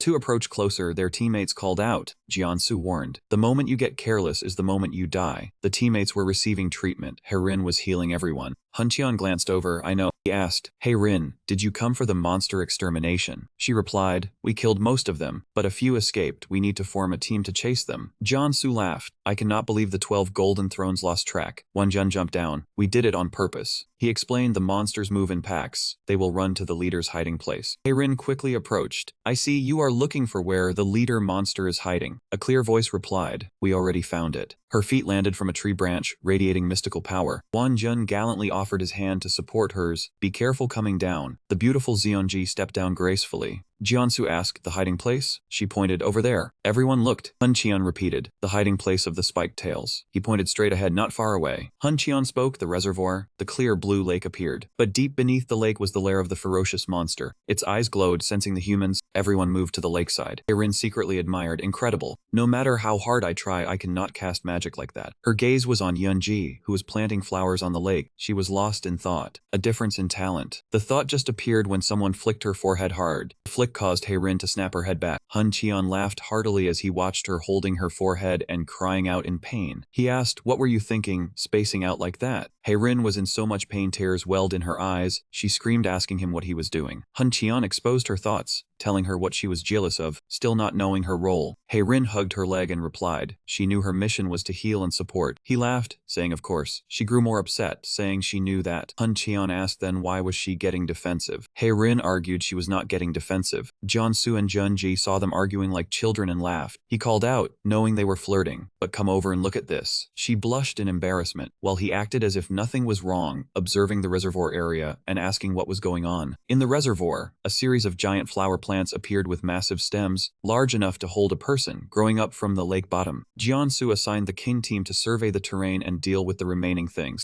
Grace and Regulus would split into teams to enter the base one by one. He turned to ask Yunji how long her magic could hold. She replied if she had enough mana, a maximum of 4 hours. Jiansu instructed that he would leave a few people to protect her, and asked her to watch the lake. Hun Qian knew his mission was done and jumped down. He leaned his body and slid down the cliff edge. Finally, Hun Qian set foot on the forest floor below. He yelled loudly to inform those above, then jumped into a giant pipe. Heirin was startled, calling him a madman. Jiansu and Yunji looked admiring, saying youth was different, they knew it. The others also climbed down one by one, crawled into the pipe opening and called out, "Wait for us." The news reported that the shaman government declared it would exterminate the monsters at Lake Guachan. At the dinner table, Yunha heard the news about the 12 thrones, including Yunji, Heirin, and Kang Hun Qian. He turned to ask his sister if it was this period. She paused her chopsticks and asked back, "What?" Helion skipped the question, replying it was nothing, but in his head he still worried this mission would negatively affect the future. Yunha wondered what to do because the initial mission went smoothly but ultimately failed. Inside the pipe, dark shadows gradually enveloped the hunting party. Hun Qian cursed in anger, "Damn it." Deep in the pipe, a swarm of sharp-tailed lizards rushed forward to bite and tear at everyone. They stuffed a victim into a large pot boiling over a fire. They even hung a corpse upside down from the ceiling.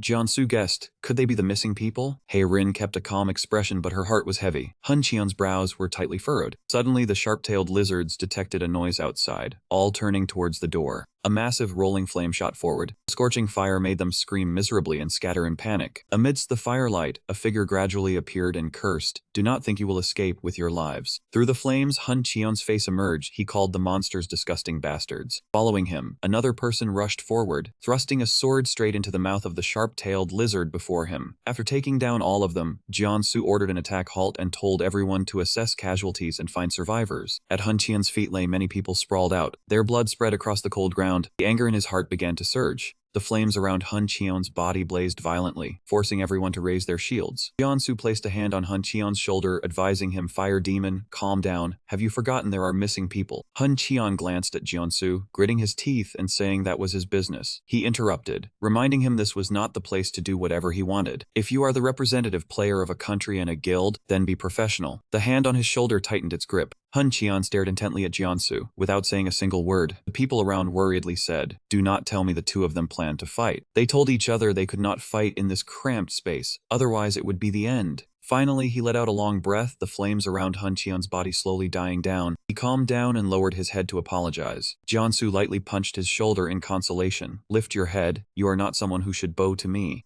After calming him down, Jiansu said, "What are you all waiting for? Go search." A while later, someone shouted that they found a survivor. Hun Qian went back to Heirin, saying nothing unusual. She asked with concern if he was okay. He replied with a question, "Okay about what?" She followed behind, asking if he just got scolded. Hun Qian scratched his head awkwardly, admitting he did wrong. That was why he got scolded. He sadly thought he knew that too. He knew the top-tier players all secretly looked down on him. That Jiansu deliberately called him Fire Demon, not Captain Kang Hun Qian. Hun Qian clenched his hand to suppress himself, thinking he still had shortcomings. But that had nothing to do with this anger. Heirin gently held his hand, inviting him to learn and move forward together. Hun Qian asked back in a daze. She explained, compared to those with experience, the two of them were just rookies. Scolded while learning, Heirin's voice gently comforted while her hand was casting healing magic on him. Seeing his hand healed, Hun Qian hesitantly called her name. Heirin happily said to just call her by name, it had been a while. He told himself, right, that was not him just now. Could he ask Heirin to pretend to be cool? She angrily scolded, she comforted him, and he said something like that. Hun Qian resolved one day he would catch up with everyone. Jiansu walked over and asked if they had found the boss. The other person pointed at the door in front, saying the energy waves were densest there. The boss monster was definitely in this room. Jiansu gathered everyone in front of the door. Jiansu decided to focus on forming a team to take down the boss. Everyone answered in unison, understood. Suddenly he remembered and turned to ask, Fire Demon, I am directing, right? He set a condition that he get to be the main attacker. Jiansu happily agreed. Okay, the fire demon will handle the attack and I will support. She wondered if he was back to normal again. He continued assigning roles, and as for her Rin, the support position is yours. She immediately acknowledged the order, then cast her sharing spells, speed boost, protection, and blessing. Jiansu instructed everyone, as soon as we enter, I will maintain this battle formation. Navigator, remember not to let the mage and the strike team. The two navigators shouted. Finally, the two opened the heavy door before everyone. He initiated, then, let's go. Everyone withdrew their words in unison and charged forward. The Lizard King awoke, its two pupils narrowed into vertical slits. It spread its wings wide to protect the eggs from the group's attack. Everyone, with surging momentum, leaped over the lizard eggs as large as a person and rushed toward the Lizard King. Hun Qian used his sword while conjuring fire with his other hand to strike towards nest. Seeing its nest on fire, the Lizard King curled its tail around an egg to cradle and protect it, while letting out a warning cry toward the group. He jumped up and swung his sword. This strike slashed straight down onto its head. It raised its sharp claws to block the blow and then lunged toward Hun Qian. He quickly reacted, leaping high to dodge that attack. Just as Hun Qian twisted in the air, Jiansu swiftly charged in. He slashed a sword arc across the Lizard King's body, a red-hot line infused with magic. The moment he touched the ground, Jiansu had already withdrawn his sword, preparing to thrust again. The Lizard King roared in fury, bulging its rippling muscles in a desperate attempt to protect the egg. He leaped forward 2 steps like a flash of lightning, channeling power into his sword. In an instant, Jiansu landed on its body. He raised the sword straight up, then decisively stabbed it down into the monster, causing it to roar in agony. It turned its head to see the person clinging to its back, its glowing yellow eyes flashing with danger. After landing the stab, he quickly jumped off the Lizard King's body. On the other side, he also extended his hand forward, ready to coordinate his actions. From Hun Qian's hand, a void flame erupted. He confidently uttered the words "explode outburst," then fired the flame toward it. The Lizard King was engulfed in a sea of fire, with a sword still stuck in its back. Jiansu expressed regret. Even though it wasn't his sword, couldn't he have been a bit gentler? Such a good sword. Hun Qian coldly replied, I needed to kill that monster. It was unavoidable. We can't underestimate these monsters like this. He couldn't say anything else and just cried out heavens. Heirin reminded the two of them, it was not over yet, please stay focused. She slammed her staff onto the formation on the ground and shouted, bind. Large rope appeared, coiling around the neck, legs, and entire body of the Lizard King. Heirin announced right now full force attack. Simultaneously, large-scale skills, arrow rain, and scattered shots all aimed at it and fired. Jiansu and he stood by the side watching closely. Suddenly, Hun Qian sensed something was wrong. The wounds on its body were slowly healing. The Lizard King spoke, how dare you humans? He wondered, it can talk. Has it already gained its own consciousness? Everyone prepare for the next wave of attack. The rest of the group placed their hands on their weapons, replying in a battle stance. No one noticed the eggs behind them slowly cracking. A sharp-tailed lizard poked its head out from its shell. It suddenly lunged and bit the shoulder of the soldier standing closest to it. The other lizards also began breaking out of their eggs and launching attacks, leaving the group only able to defend. Someone asked, what the hell are they? The shooters focused on shooting the monsters coming out of the shells. Hun Qian heard their shouts and turned his head in panic. What? In that brief moment of distraction, the Lizard King's massive body had already stood up and lunged towards the two of them. Fortunately, before its entire foot slammed down, he and Jiansu managed to jump away. He observed the newly hatched sharp-tailed lizards, thinking of a way to counter. On the other side, a soldier called out to Jiansu, then threw something in his hand. Jiansu reached out and caught it. It was his sword. Jiansu quickly exchanged with him, Fire Demon, I will handle this batch of goblins. The two rushed off in opposite directions. Hun Qian reminded, watch the front and back. He replied, got it. Lizard King looked down from above, its fierce expression grinding its teeth as it growled, meet your end. He frowned, suddenly realizing something. The monster opened its mouth wide and spewed a stream of green gas. Hun Qian quickly covered his mouth to avoid inhaling the poisonous gas, cursing inwardly, damn it, my vision. Is this poisonous gas? Heirin took a healing compass and reminded him the right side. Hun Qian heard this and his gaze became steady. Just as the Lizard King's attack came crashing down on the right side, he quickly jumped to the left. After retreating a fair distance, Hun Qian stopped and looked toward the monster, pulled a small tube from his belt and drank an antidote first. She sent a message telling him not to worry about the poison. Trust me, just keep attacking. Hearing Heirin's words, Hun Qian smiled confidently and replied, alright, then rushed forward quickly. His entire body was enveloped in blazing red flames. At this moment, she cast her magic again, sharing the antidote charm. Hun Qian praised that it was worthy of the goddess mother. Heirin answered irritably, I told you not to call me that. The Lizard King was no pushover either. It swung its arm to strike at him. Hun Qian had already seen this attack coming. He tilted his body and successfully dodged it. Hun Qian charged forward confidently to provoke, thinking that he would never be scared. A strike from the Lizard King suddenly redirected toward Zuzu. He yelled out loud, finish it off, Fire Demon. He stomped his foot powerfully against the ground. His entire body launched into the air, replying to Jeonsu understood. After that, Hun Qian unleashed a deadly flame strike with terrifying power, slashing straight into the monster. It roared in pain, its body pierced through with a huge hole.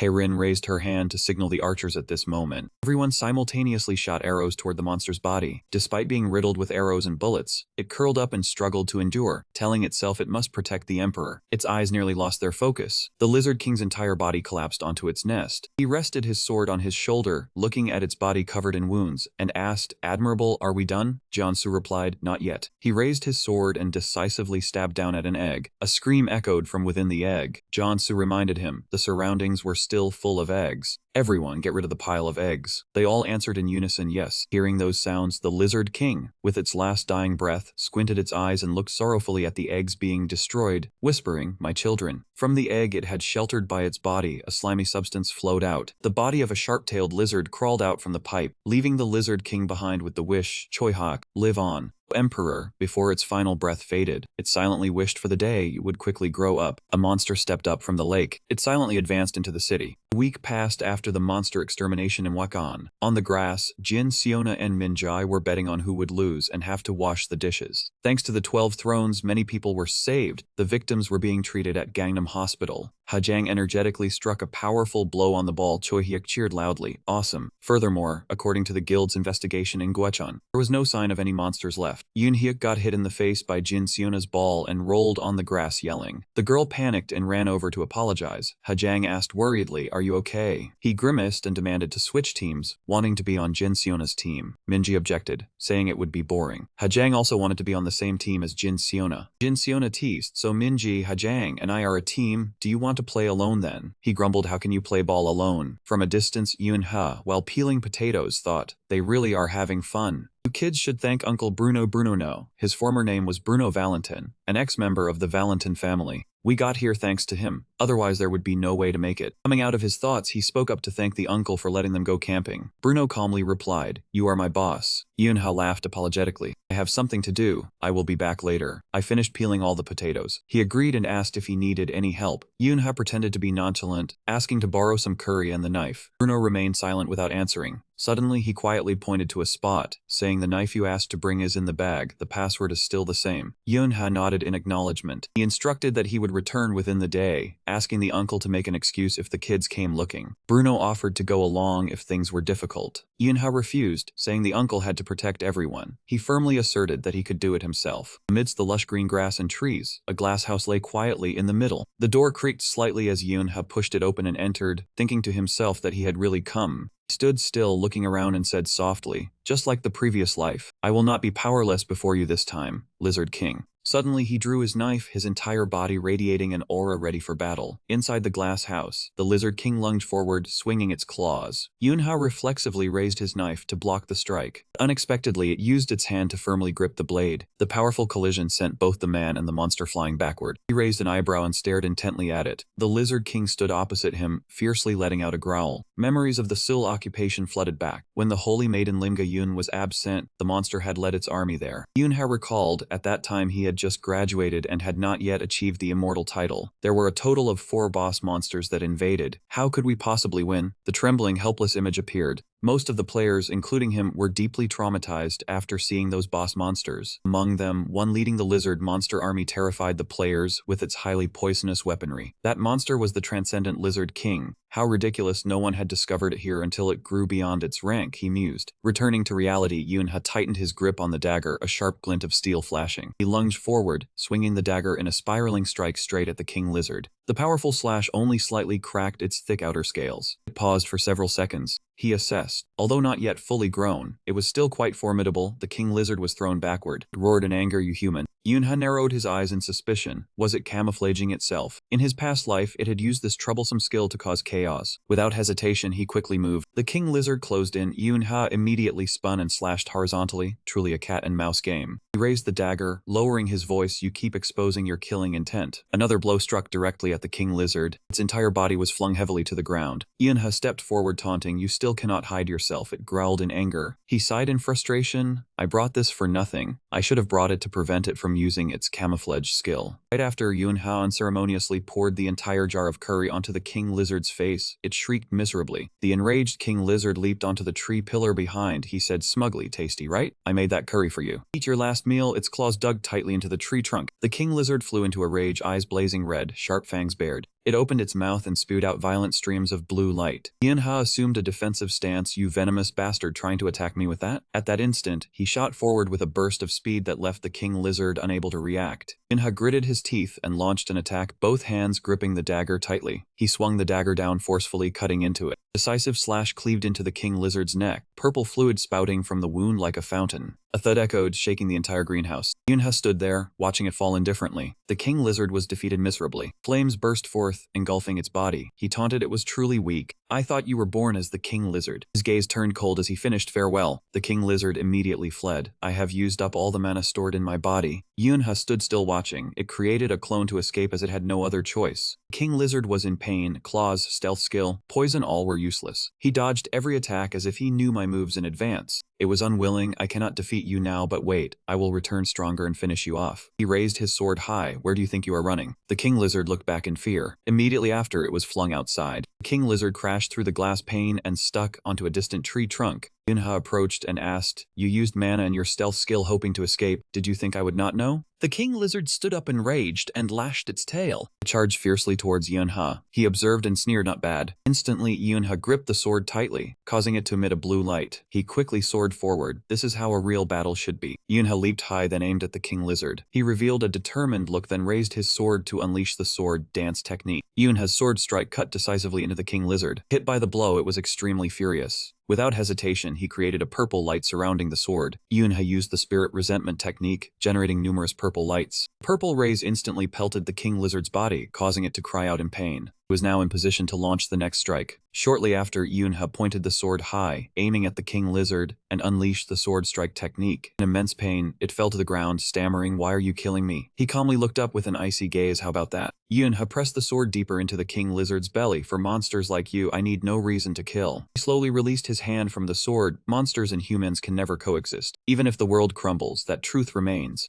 The king lizard was pinned to the tree. It questioned, "I did nothing wrong." Without replying, Yunha continued to shout, "Spirit resentment." Immediately, the purple specks continuously attacked the lizard king. It pleaded in pain, but he still coldly replied that the fate of monsters was only one. Yunha declared tensely, in this confrontation, only one would survive. The purple specks surrounded the lizard king. Though in pain, it forced itself to reply, "Indeed, we cannot coexist. Both are predators, can only bring each other down. Now I have failed, but this is not the end." Suddenly, something shot into the lizard king's snout. It forced itself to continue. "In the end, you will meet the same fate as me." He held the gun in his hand, admitting that those words were correct. He had also thought about such things. Yunha recalled his previous life, the life of a hunter. One was to eliminate all monsters. Two was to be killed by them. He stood watching the lizard king slowly burning away. But in this life, he would change everything. He could not fall when monsters still existed. The image of Yunha from his past life seemed to appear behind him. Suddenly, some colorful stones fell to the ground. He sat down to observe. It departed, leaving behind a skill stone and a rather ordinary-looking stone. The skill stone was a magic stone storing the monster skill. The drop rate was quite rare. The stones were also divided into levels based on the monster type. Yoonha picked up the yellow stone. If he absorbed it, the player would be able to use the skill within. He looked at the remaining stone. Absorption was not always possible. It depended on compatibility. If compatible, the stone would glow. If not, the opposite. Yoonha realized he could not absorb this skill stone. He looked at the remaining stone and decided to try it out. Yoonha gripped the stone tightly. If compatible, it would emit a dazzling light. A flash of yellow light appeared. Then the monster's creations gradually became benefits for the player. The sparkling light made him rejoice. Alright. On a beautiful morning, Choi Hyuk was happily training in the yard when Yoonha ran over from a distance. He sat down and opened the box containing the weapons. Bruno carried a tray of food and asked, "Are you done with your work?" Yoonha happily replied, "Thanks to you I finished this weapon, thank you very much." He handed over a plate of fragrant grilled meat, causing him to freeze. Bruno put the meat on the grill tray, said it was dinner time, talk later. He awkwardly thanked him and said he was also hungry.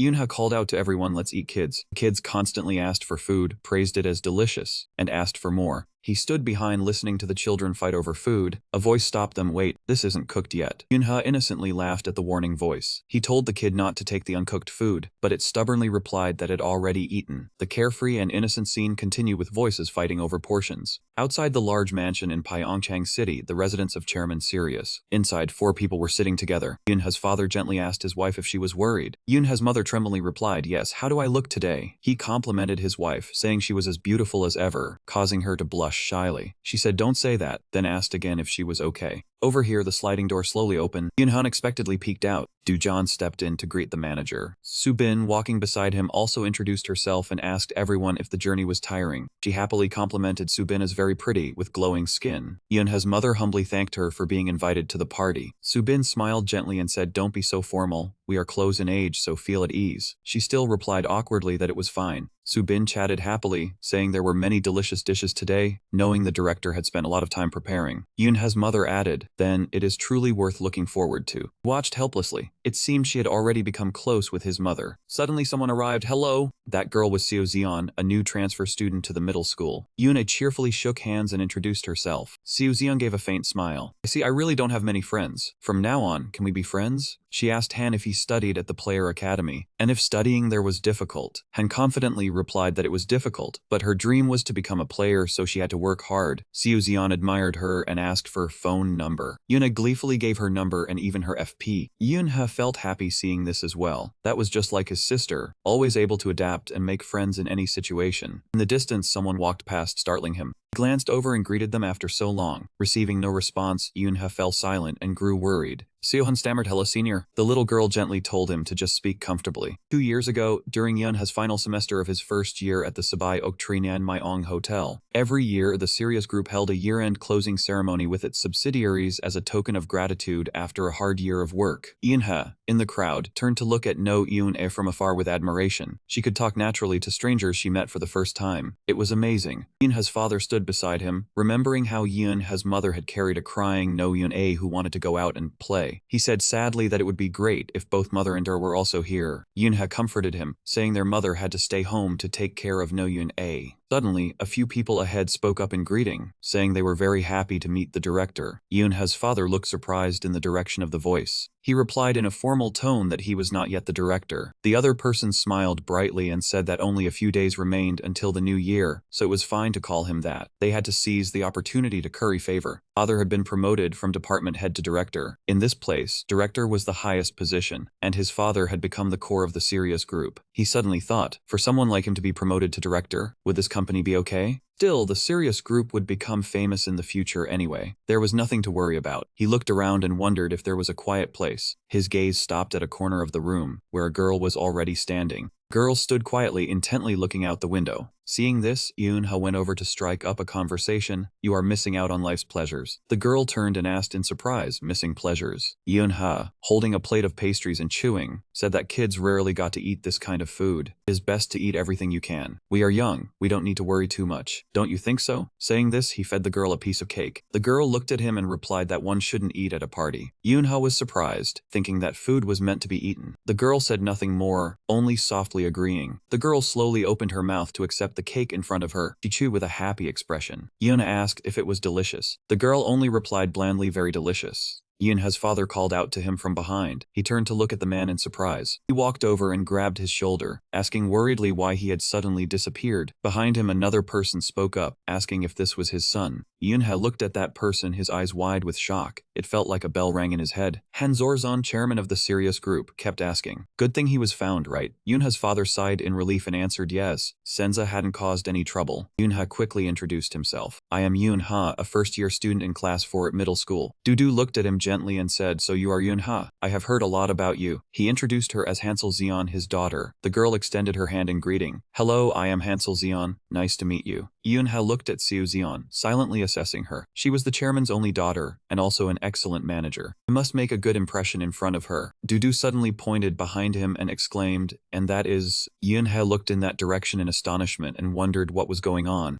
John introduced her as his second daughter, Han Seo-hun. Seo-hun smiled and replied that she was pleased to meet him. Yoonha was confused, because in his previous life, the chairman had only one daughter. Before he could finish thinking, Seo-hun slapped him hard on the shoulder and emphasized, I am 2 years older than you, you know. Yoonha thought to himself, she must be concerned that I didn't speak respectfully. He quickly stepped back and then asked if he could call her sister from now on. The girl hadn't reacted yet, her voice still calm as she told him to just speak normally. He then added, so can I call you Hey? Hearing this, Seo-hun's expression changed, nearly getting angry. Hey, what did you just say? Yoonha panicked and stammered that he was just speaking normally. And Seo-hun, with a sharp expression, told him he could call her Seo-hun. Yoonha only answered yes, but inside he was completely baffled as to why she was angry. John, who had been standing by observing, spoke up to interrupt. He said it seemed he was getting along well with Seo-hun and would invite him next time. Yoonha quickly replied, yes, sir.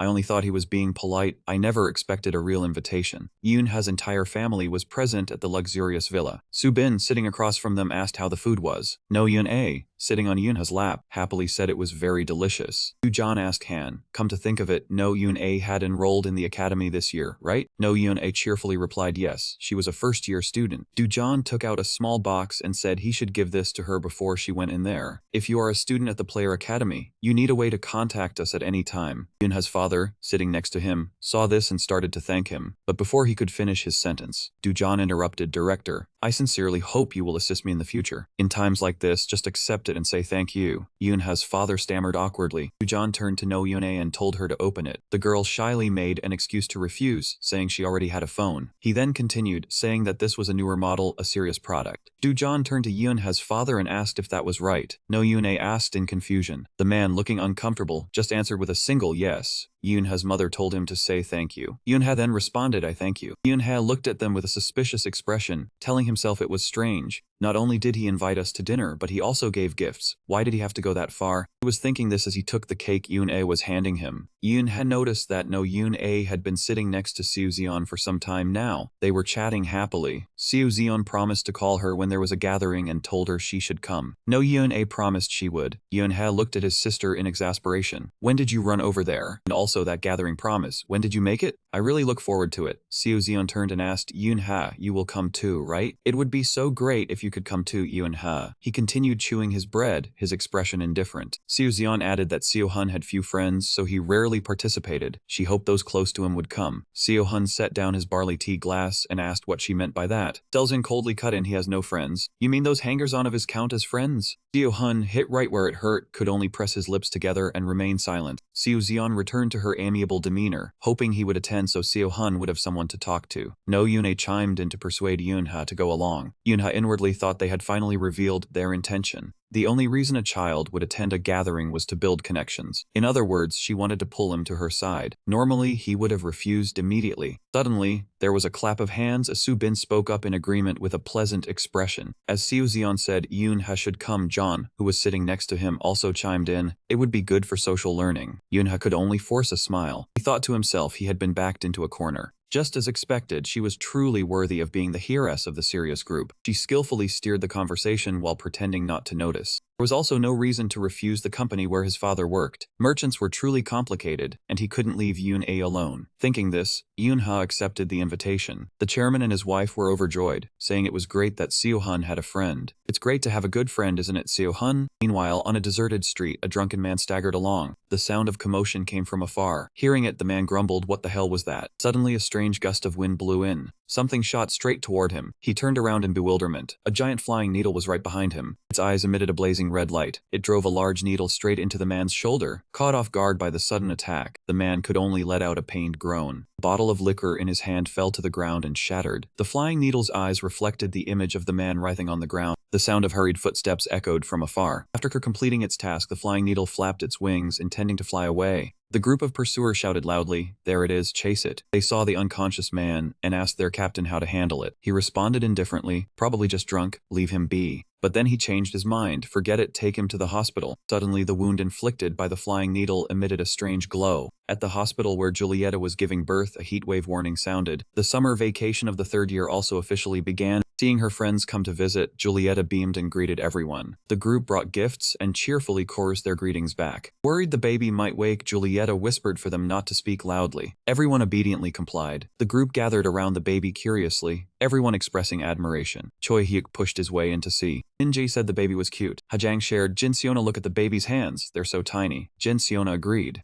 Eun-ha walked in and saw this, surprised that the baby wasn't crying despite being around strangers. Julieta proudly showed off her child. Choi Hyuk suddenly asked if the baby was a boy or a girl. Julieta enthusiastically answered that Bambino was a healthy baby boy. Eun-ha handed over the tiramisu, saying that meant Eun-a would be an older sister. Recalling how excited Eun-a was when she saw the baby, Julieta recounted the story. Eun-ha asked what the baby's name was. Julieta happily said they had chosen it a long time ago. The boy's name is Vevenir, meaning hope and future. Eun-ha murmured to himself, Vevenir. A memory from before the regression suddenly flashed in his mind while reading a dungeon exploration journal. This was one of the names on the list of future explorers. His ally was the Diamond Fist, who held an important position thanks to his strength. It was likely the same person. Minji gently asked to hold the baby. Julieta happily agreed and told her to be careful. Eun-ha suddenly understood the reason from before the regression. It was because of this child. While he was deep in thought, everyone crowded around the baby. Minji was excited to see the baby yawn. Jin Seona also thought it was cute. Eun-ha snapped back to reality and cheerfully said Vevenir was Eun-a's younger brother, so he was also his younger brother. Julieta was pleased and told him to take good care of the child. "So this child can grow up fast and help you. I will let you ride on his shoulders." Eun-ha chuckled wryly. By then he would be an adult too. Choi Hyuk quickly asked if Vevenir's last name was also Noah. Julieta readily answered, "The boy's name is No Vevenir." Eun-ha was stunned to discover his own surname was used in naming. He yelled out loud. After visiting the baby, the whole group headed out together. It was hotter outside than inside the hospital. Min-jae was sweating, complaining about the heat. Choi Hyuk lamented that it was really cool inside the hospital. Ha-jang immediately suggested, "The community center has a swimming pool. Should we go there tomorrow?" Choi Hyuk nodded at once, with Min-ji fanning herself. The rest also happily agreed. Ha-jang noticed Eun-ha was distracted, so she turned and asked, "You are coming too, right, Eun-ha?" Earlier, Eun-ha had unconsciously looked toward the children being handed food. He muttered, "Today is Wednesday." Everyone did not understand and asked back in confusion. Their gazes turned to the scene of countless children gathering and playing. They were waiting to receive provisions. Homeless, that was the name for orphan children who lost their families to the monsters. For children born in the slums or abandoned, the goddess administration had built shelters and provided free food every Wednesday. That did not change much of their unfortunate fates. A brat suddenly ran past, causing the cardboard boxes to wobble and fall over. A little boy turned his head in a daze. He did not react in time to dodge. Seeing the situation, Eun-ha immediately rushed forward. He leaped through the cardboard boxes as fast as lightning. The boy standing nearby was so scared he trembled, only knowing to hug his food tightly. Suddenly, a gentle voice rang beside his ear, "Are you okay?" At that moment, Eun-ha was like a hero who caught the child in time, avoiding the danger that had occurred. The boy's sparkling eyes lit up. He smiled brightly and asked innocently, "Guardian Angel?" Eun-ha was confused. "Angel?" The boy radiated a brilliant glow. He explained, "Mom said when I am in danger, an angel will come to save me." "Are you here to eat too?" Eun-ha reluctantly played along. "Is that so?" Choi Hyuk and the others ran over from afar, asking worriedly, "Big bro, are you okay?"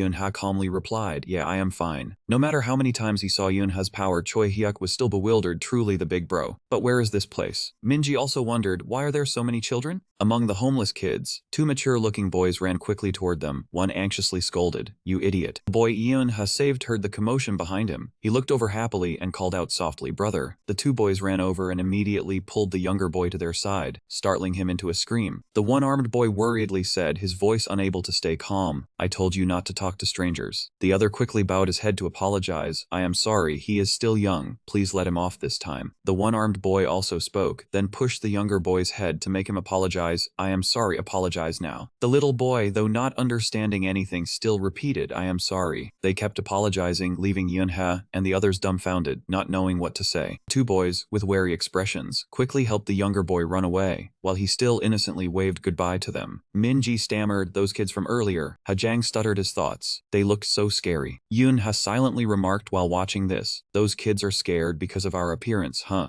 It was understandable, since no parents ever told their children about the homeless. Children who only knew school or play would never encounter homeless people or enter the slums. Jin Siona suddenly remembered, so that was it today. She thought the church she grew up in also gave out free food. Yoonhae, curious from before, turned to ask, Big bro, who are they? Yoonhae resolved not to let the kids face reality. He answered vaguely, you do not need to know. But deep down he thought they did not need to know yet. The dark side of the world. World cruel to children. At the park the next day, Choi Hyuk ate ice cream while exclaiming, so refreshing. Hajang saw it was getting late and worried slightly. We are not late, right? Jin Siona comforted, it is fine, we will not be late. Yoon Hyuk, thinking of Yoonha, loudly teased, Big bro and Minji must be hot, that is why they are eating ice cream. Jin Siona casually added, Yoonha is always the last to arrive. From a distance, the sound of something dragging on the ground rang out continuously. A man with a deeply frightened face muttered incessantly, no, it cannot be. He must be a quack. It is mana deficiency disorder. I think you should go to a bigger hospital. It cannot be that I, a person with normal mana, have this disorder. After dreaming I was bitten by a giant mosquito, my body grew weaker, or was that just a dream? There was nothing on my shoulder, so I thought it was just a dream. No sooner had he thought that than he looked down and saw his hand had transformed into a grotesque shape. The man's panic scream drew the attention of Choi Hyuk and the others from afar. Choi Hyuk saw the unusual situation and asked worriedly, is that uncle okay? The man kept hitting himself, forcing a laugh and pretending to mutter it off as just being too tired. He tremblingly picked up his phone, muttering, I have to call the director and say I am not well. On the phone screen, a distinct image of a monster appeared. The man screamed in panic and threw the phone to the ground. Choi Hyuk ran over from afar and asked kindly, Uncle, are you okay? You do not look well. The man, hearing this, reluctantly stammered, but a deep fear flashed in his eyes and he unconsciously snapped, get lost. Choi Hyuk froze when he was suddenly rejected, but he did not leave, still kindly probing, Uncle, are you okay? The man was no longer in his right mind. He just shouted, I said get lost, go away. A strange glint flashed in Hajang's eyes. It seemed she had realized something. Ignoring the situation, Hajang called out loudly, Yoon Hyuk. The boy heard the voice and turned to look in confusion. The man's face began to distort, his mouth still muttering, cannot be, cannot be. His body kept transforming, his original skin and flesh no longer intact. Hajang anxiously warned, run. Choi Hyuk was stunned for a moment, unable to react. Because at that moment, the man from earlier had completely turned into a monster. It stood towering, staring intently at its prey, Choi Hyuk, ready to attack at any moment. Under the scorching sun, Yoon-ha trudged down the street, sweat streaming down her small face. She groaned wearily, oh my god, it's so hot. Yoon-ha called out softly, hey Minji. The girl replied, what do you want? No, Yoon-ha suggested, it's so hot, how about we get ice cream before going home? Kim Min-ji's sweat-beaded face showed a hint of annoyance. She shouted, you idiot, we're late for swim class because you were too busy playing with No Yoon-ae and forgot to pack your things. Everyone is probably waiting for us by now. He replied casually, even if we're late, they'll just be messing around there anyway. Yoon-hae insisted, it's too hot, I can't go on anymore, let's buy ice cream. She refused firmly, no. Just as she was about to jump on him to hit him, a voice suddenly rang out in Yoon-ha's mind. He startled and looked around, did you hear Jin Sona's voice? Minji was still busy grabbing Yoon-ha's hair. Don't change the subject. Jin Siona's voice rang out again. Someone please call a player. This time, both of them heard it clearly and froze. Minji looked around in confusion. Hey, did a monster appear? I keep hearing Jin Siona's voice. No, Yoon-ha bent down to adjust his shoes and said, I know you call the Player Management Association. You know their number. Minji hesitated, I do. But before she could finish, he had already finished adjusting his shoes. Green energy suddenly appeared around Yoon-ha's feet and he shot off so fast that it left her stunned. Wait, hey Yoon-ha. Yoon-ha soared into the air. Kim Min-ji said helplessly, you should have told me where the monster was before you left. All living beings have mana in their bodies, a source of power enough to make a heart beat with just a small amount. However, the amount of mana a body can withstand varies greatly. If they accumulate mana beyond their capacity, then they will transform into a monster far removed from humanity. A giant fly was attacking people. Choi Hyuk was astonished. What the hell? I'm not seeing things, am I? That uncle suddenly turned into a monster. Jin Seona spoke up. Now is not the time to think about that. Run! Everyone immediately fled. The giant fly made a loud noise. It seemed to be charging at them at a dizzying speed, tearing through the space. It made Hajang a little panicked. Seeing this, Jinseona asked worriedly, Hajang, are you okay? She replied, I'm fine. Choi Hyuk turned his head to look back, the boy's face turning pale. Choi Hyuk thought to himself, if this keeps up, that monster is going to catch us. I'm not confident enough to run and use mana to block its attack at the same time. Could I do it if Big Brother were here right now? The boy remembered Yunha's words, Choi Hyuk, you are the only one who can protect everyone. Choi Hyuk braced himself to calm down, get a grip, Choi Hyuk. The boy seemed to have hardened his resolve. I am the only one who can protect my friends right now. Choi Hyuk steadied himself and turned to say to Jinseona, can you carry Jang while you run? Her expression was a bit puzzled, but she agreed, yeah, okay. Hajang insisted, no, I can still run. Not letting her refuse, Jinseona grabbed Hajang's hand and pulled her onto her shoulder, catching her off guard. She advised, just do as Choi Hyuk says. I'm sure he has a plan. Jinseona looked at Choi Hyuk and asked, what do we do next? The boy laid out the plan. Hajang, you create a barrier to stop the monster. You can do that, right? Hajang looked at the fly chasing close behind and nodded, I can do it, I'll try. It was getting closer and closer. She raised her hand to generate a source of energy. That power was released by Hajang powerfully like a shield, blocking the fly that had just chased up to them by a hair's breadth. Choi Hyuk let out a bit of relief, his facial muscles relaxing. He instructed, keep holding that shield. Jinseona. Before he finished speaking, Jinseona understood, I know, I'll send a signal to everyone around. Saying so, she closed her eyes and began to transmit a signal. The golden energy was diffused by Jinseona, please save us. We are being chased by a monster right now. People heard the cry for help, everyone was confused, what's going on? Jinseona's signal was sent very far. Everyone please call a player here. Everyone heard that plea for help. Hajang spoke up. Thank goodness, the monster is trapped in the barrier. Choi Hyuk felt it was his turn. Alright, an energy sphere appeared in the boy's hand. Choi Hyuk threw the sphere with all his might towards the fly and shouted, get lost. She saw it and also acted. Hajang opened the barrier for the boy's energy sphere to hit the monster directly. The fly had taken a heavy blow from the combined efforts of the three. Choi Hyuk yelled, run. The boy even remembered to praise, well done, Hajang. Hajang and Jinseona quickly escaped. After that, the three continued trying to flee from danger. The black smoke gradually dissipated. The fly seemed mostly unaffected. It just buzzed a couple of times. It seemed like it wasn't a sign of pain, but of extreme rage. Its gaze became sharper and colder. The fly was irritated. It charged madly toward the three, terrifying them all. Hajang seemed to notice something very strange. She thought, how strange. Hajang sensed that inside that fly, why was the monster's mana mixed with human mana? Or was it a human who had turned into a monster? Choi Hyuk shouted, create a barrier, Hajang.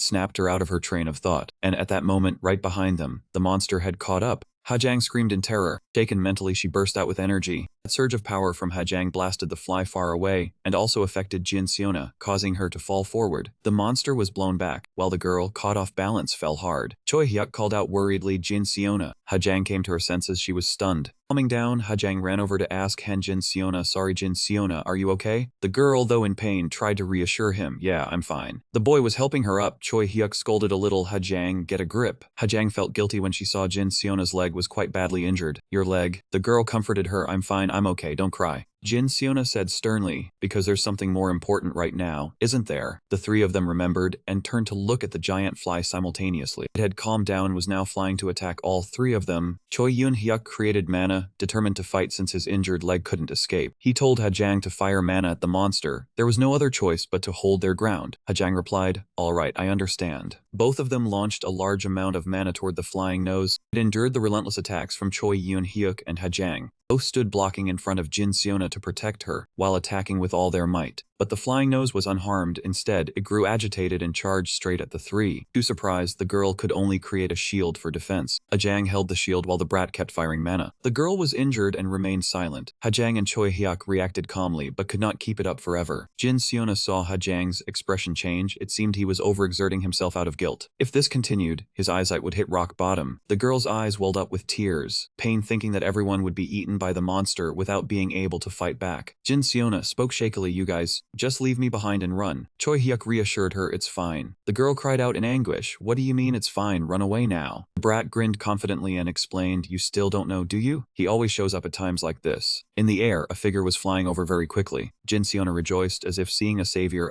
A foot appeared in front of the flying nose, startling it. A powerful kick sent the flying nose rolling far away, unable to turn itself over. Hajang said happily, I knew you would come. Choi Hyuk also asked energetically, why are you only here now? You're so late. It was Yunha, he spoke, just playing around. I arrived right on time and you still complain like this. Yunha appeared like a light of salvation. Yunha attacked the flying nose, startling it. He kicked hard at the face of the flying nose. It was sent flying. Hajang rejoiced. I knew you would come. Choi Hyuk was excited. Why are you only here now, man? Yunha turned back and grinned. Oh my. He sighed. I arrived right on time. Why are you guys still complaining? Yunha put down his bag, telling them to hide behind and wait for other players to arrive. The flying nose stood up, trembling. The girl worried. Yunha, that monster. The brat said, right big bro, and uncle suddenly turned into a monster. He turned to look in its direction. Transformation later. Yunha thought to himself, so that's it. The flying nose didn't eat people but stole their mana. After that, the victim's ability to control mana became disordered. During the mana recovery process, their bodies accumulated too much mana, leading to bursting from mana overload, or they transformed into monsters. The flying nose attacked him. Yunha punched it straight in the face. He told himself, if people infected by the flying nose could walk around freely like this, then the players or the hospital hadn't done their job well with post-treatment care. This is still the time before guidelines for handling this kind of thing are made, right? The flying nose attacked continuously. Yunha dodged lightly. He thought whatever, no matter what it is. Those stupid bastards didn't handle things properly. Yunha released power into his fist. He rushed at it, and I have to clean up this mess too.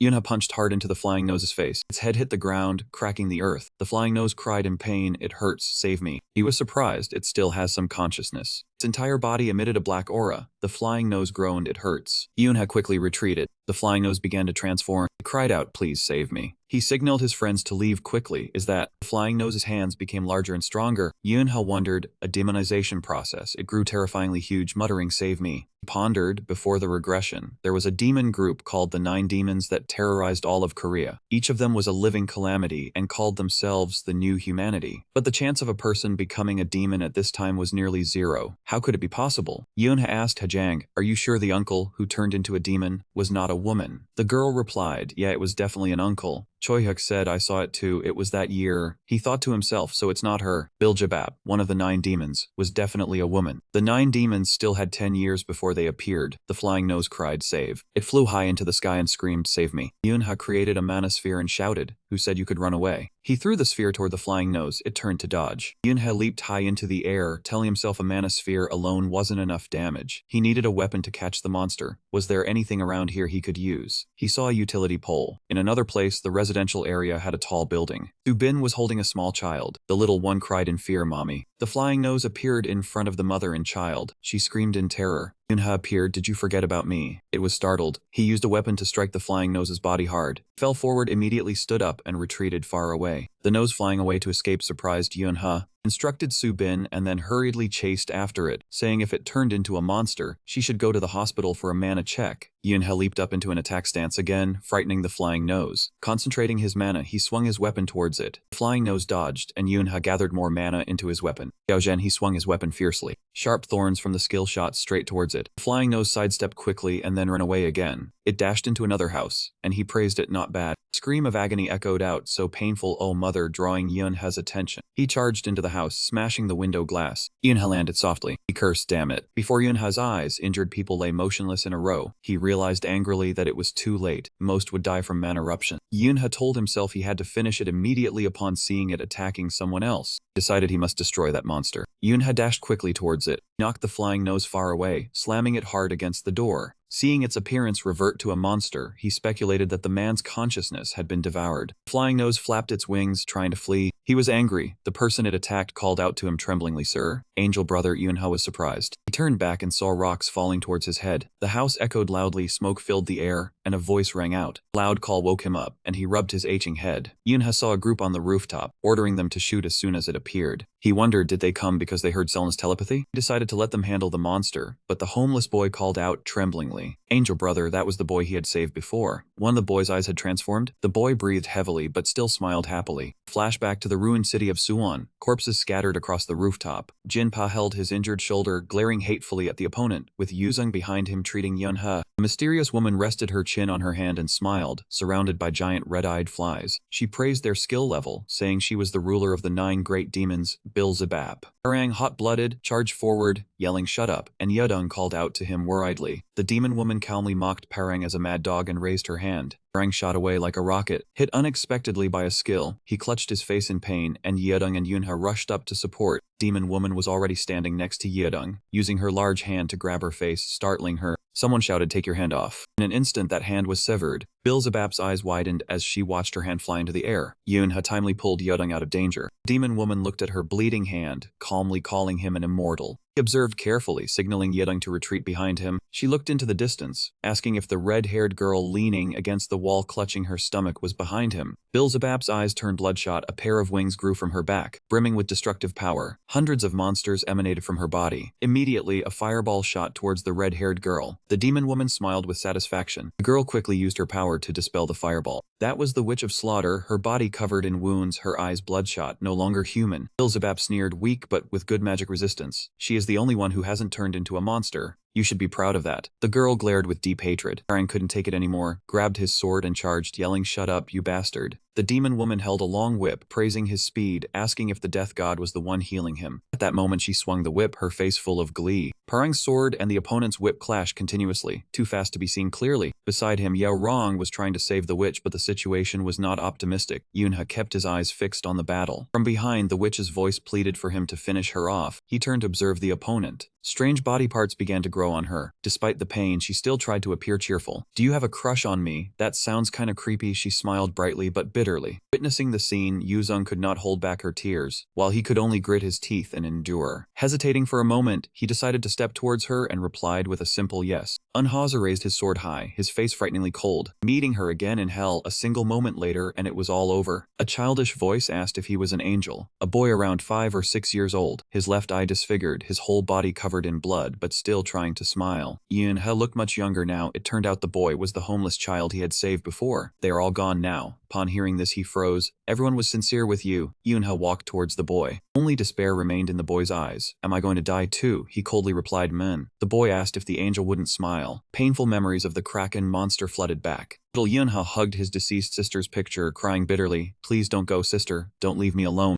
"Mother, father," he said bitterly. He had forgotten how to smile a long time ago. Hearing this, the child instructed, "But you must smile." Okay, he wondered why everyone told him that. If you smile one day, the child's body began to sprout strange parts. Those things, his whole body trembled violently. The boy smiled radiantly, just like that red-haired witch from years ago. "Making you happy will come to you." Yuna just silently watched the boy without saying a word. "It will hurt a little." His weapon glowed. The boy replied it was fine. Raising his weapon high, he coldly asked if the kid had any last words. Instead of an answer, the trembling child called out for his mother. "I miss you, Mom." His eyes reflected the image of the person who had freed him. In a dilapidated ruined building, corpses lay scattered everywhere. Only Yunha and the child who had passed away forever remained. He was silent. A single tear quietly fell. "I hate children." That was the only thought in his head. A child playing fell down right in front of him. It cried and its mother appeared. "I hate their selfishness and shallowness. They think crying will make their parents fix everything." He watched the child being comforted by its mother. Turning around, the child was already laughing happily. The child smiled in its parents' arms as if hell did not even exist. "I believed that happiness would last forever. Ever since I witnessed my loved ones die before my eyes, I no longer have that faith." Beneath his feet was an old, worn-out teddy bear. He dusted it off. "I smile because I don't want everyone to worry. Emotions have become numb on the battlefield. Since the regression, I haven't felt anything." He hugged the teddy bear and walked away alone. "Even if you all die, I cannot shed a tear." He stuffed the teddy bear into the ill-fated child's arms. A loud voice pulled him back to reality. The monster elimination mission was complete. She turned into a monster. A boy was tying up the female demon tightly. The other person held a sword and unleashed countless slashes on the monster, making it cry out in pain. Yunha, in the flashback after seeing the child die, declared, "In return I will kill you all you monsters." The news reported the monster incident. Thanks to the quick reaction of the little girl Ayan, the flying nose was completely destroyed. "Listen up, uncle. Mr. Buku's market has awarded the little girl the Brave Sprout Award." Anai peeked, observing her brother from afar.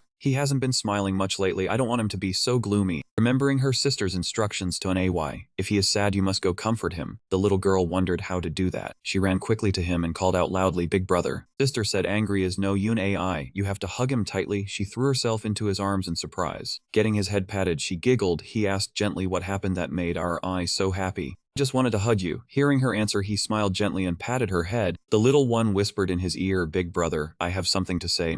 What is it?" Suddenly she lovingly kissed him on the cheek. She said she liked him the most, liked him this much, like the sky, like the earth, waving her hands cutely as she spoke. He held his cheek in a daze, then smiled happily again. "Me too." I happily asked if that was really true, big brother. In front of the school gate, a voice from the loudspeaker announced the start of the race to find a teammate. Noel Ham looked at the piece of paper he had just received, confused. confused and opened his mouth. He looked around frantically, saying confusedly where to find them now, while the children started running everywhere to do the mission. Suddenly, No Yoonha saw Kim Min-ji sitting with Jin Seona and shouted loudly, "Jin Seona," startling the girl who asked back. Without hesitation or explanation, Yoonha grabbed Jin Seona's hand and ran, telling her to follow. The girl, being dragged behind, asked in confusion, "Huh, what did your note say?" Min-ji, sitting behind, cheered them on, saying she didn't know but they had to hurry, they had to win. Finally, the two arrived at the spot. Seeing them, the teacher asked for the note. Yoonha excitedly handed it over, with Jin Seona panting heavily behind her. When the teacher opened the note, it simply had 2 words written on it, "Puppy." The teacher asked in confusion, "Jin Seona is a puppy." Hearing this, Jin Seona couldn't hold back, angrily grabbing Yoonha's shirt and shaking her. "Why am I a puppy? I'm a fox." Yoonha just looked away, saying, "Our team Blue's Jin Seona has to win." She was about to argue further, but remembered Kim Min-ji's words, who had trusted them. "I'm sure I'll win and become class president. Everyone help me." She gritted her teeth, enduring the discomfort, then decided to bark twice to prove it. The teacher, seeing this, was very satisfied. "That's right, you really are a puppy." At lunch break, No Yoon-a, with sparkling eyes, held up a lunchbox to show off. "Appa, I made this." Yoonha happily took the lunchbox, then pointed at a smiling face drawn on the rice and asked, "It looks delicious, but who is this?" She happily closed her eyes and replied, "Appa." Min-ji and Jin Seona, sitting in front, watched the two with envy. Kim Min-ji glared angrily at Yoonha. "Why don't you treat us even half as well as No Yoon-a? How dare you call Jin Seona a puppy?" Jin Seona pouted sadly, while Yoonha remained unfazed. "What nonsense are you talking? What's so good about you guys?" The girl angrily pointed at Yoonha and questioned, "You even made me join the scavenger hunt, saying you'd get lazy otherwise." With confident eyes and a bright smile, Kim Min-ji raised her hand proudly and declared that once she became class president, Class 3.3 would achieve the highest results. But her beautiful dream crumbled when Yoonha exposed the truth. "Isn't it because teacher Do-hun promised to buy hamburgers if you win?" Min-ji's expression twisted, and she deflated. Kim Min-ji angrily threatened anyway, "If you dare to run away this afternoon, just wait, I won't let it slide." Beside her was a girl who had just finished running and was breathing tiredly. A beautiful woman approached, wiped the sweat off the girl's forehead, and asked, "You did well, are you hurt?" The girl smiled and replied, "No, I'm fine, sister mom." A friend overhearing this asked in confusion, "Hai Yang, what's a sister mom?" The woman was Min Soo-bin, Hai Yang's stepmother. She smiled gently. "Sister mom sounds fine, it's very special." "Is that so?" she asked back with a loving smile. No Yoonha watched their awkward interaction and recalled a few months ago when Hai Yang's father had remarried Min Soo-bin. Min Soo-bin was the second daughter of Chairman Min Jun-sik, owner of Alice Group. At the wedding, the children were surprised to realize the chairman was the uncle they usually played with. Yoonha happily said he was still just their uncle, which made him laugh and thank the kid. Thinking back, he felt the kids had accepted the situation very quickly. Also, Hai Yang seemed quite reluctant to call Min Soo-bin mom. She clenched her fists, trying hard, and said she would do her best. Jin Seona teased her with interest. "Hai Yang, you got it wrong again." Hai Yang, upon hearing this, realized and let out a yell. Min Soo-bin still cheerfully said it was fine. At noon at school, Yoonha was still strolling leisurely across the schoolyard. He walked while yawning repeatedly, wondering if he should go to nap. Thinking no one would be at the flower garden behind, so he would sleep there, he noticed Jin Seona crouching in a corner nearby. Seeing this, Yoonha approached and asked, "Puppy, what are you doing here?" The girl annoyedly closed her eyes and pointed at him. "I told you I'm not a puppy. Because of you, everyone calls me a puppy now." Yoonha replied calmly, "Puppy sounds affectionate and friendly." Hearing a rustling sound from behind the wall, he went to check while asking, "Why are you here? What's going on?" Peeking his head out from behind the wall, Yoonha's expression showed a hint of surprise. A voice rang out, "Mind your own business." It was Min-ji. She shouted loudly, "Why do you have to care about who I play with?" Her mother spoke gently, "Min-ji, that's not it, listen to me." Seeing that her daughter had calmed down, she continued, "You can play with Yoonha and Choi-hak. Even being close with Hajang is better, but I want you to keep your distance from Jin Seona." Hearing this, Kim Min-ji couldn't hold back, shaking off her mother's hand and questioning, "That's what I mean. Why do you have to interfere with who I should be close to?" The mother also couldn't take it anymore and shouted, "Jin Seona is a half-human." These words made Yoonha pause for a moment. Her hands clenched tightly. Her voice said, "Min-ji, maybe you don't know, but people usually don't like half-humans. What will they say when they see you being close to a half-human?" As soon as the words finished, Yoonha turned to look at Jin Seona, who was sitting with her head down, hugging her knees, looking very sad. The girl looked at the ground and said, "I'm fine." Her hand unconsciously drew circles on the ground. Then she said, "I knew it already. How could someone like me have friends?"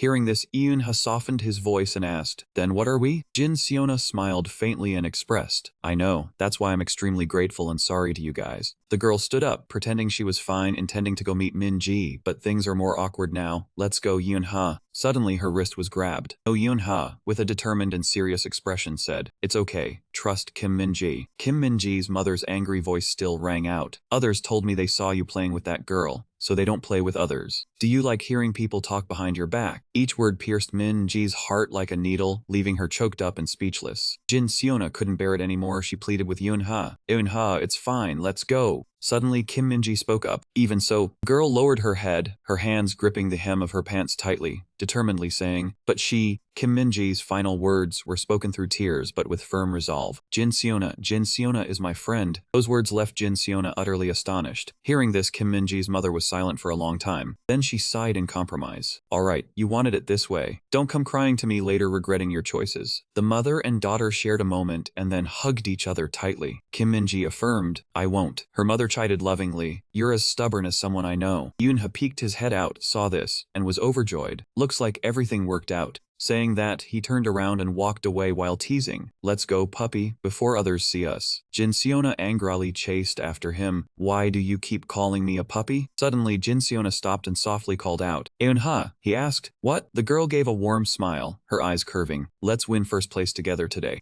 Jin Seona excitedly said they should help Min-ji feel better. No, Yoonha agreed. "Okay." During the activity, the entire class 3-3 enthusiastically played the ball-throwing game, surprising everyone. The teacher saw this and immediately declared the blue team the winner, while Kim Min-ji, not understanding anything, turned to look at everyone, asking why he was like that. Yoonha waved her hand, acting nonchalant, as if there was nothing wrong, causing the girl to point and question suspiciously why he was trying so hard. It was so unlike him. Yoonha turned her face away, trying to dodge the subject, saying what was he talking about, she was always like that. Elsewhere, Jin Seona also brought victory back to the class in the relay race. For the following games, everyone quickly passed through, and the kid also won the obstacle jump event, smugly saying it was as easy as eating candy. Haiyang also won the three-legged race. As expected, the school announced the final winning class of the autumn sports meet. When Kim Min-ji stepped up to receive the award in front of the whole school amid cheers and applause, the blue team of class 33 won, the girl's face unable to hide her happiness and pride. Kim Min-ji held the certificate of commendation as she returned to class, smugly saying, "See, we can do it if we try. You guys have to vote for me as class president next term." But before she could finish speaking, she felt the mischievous gazes of the classmates around her.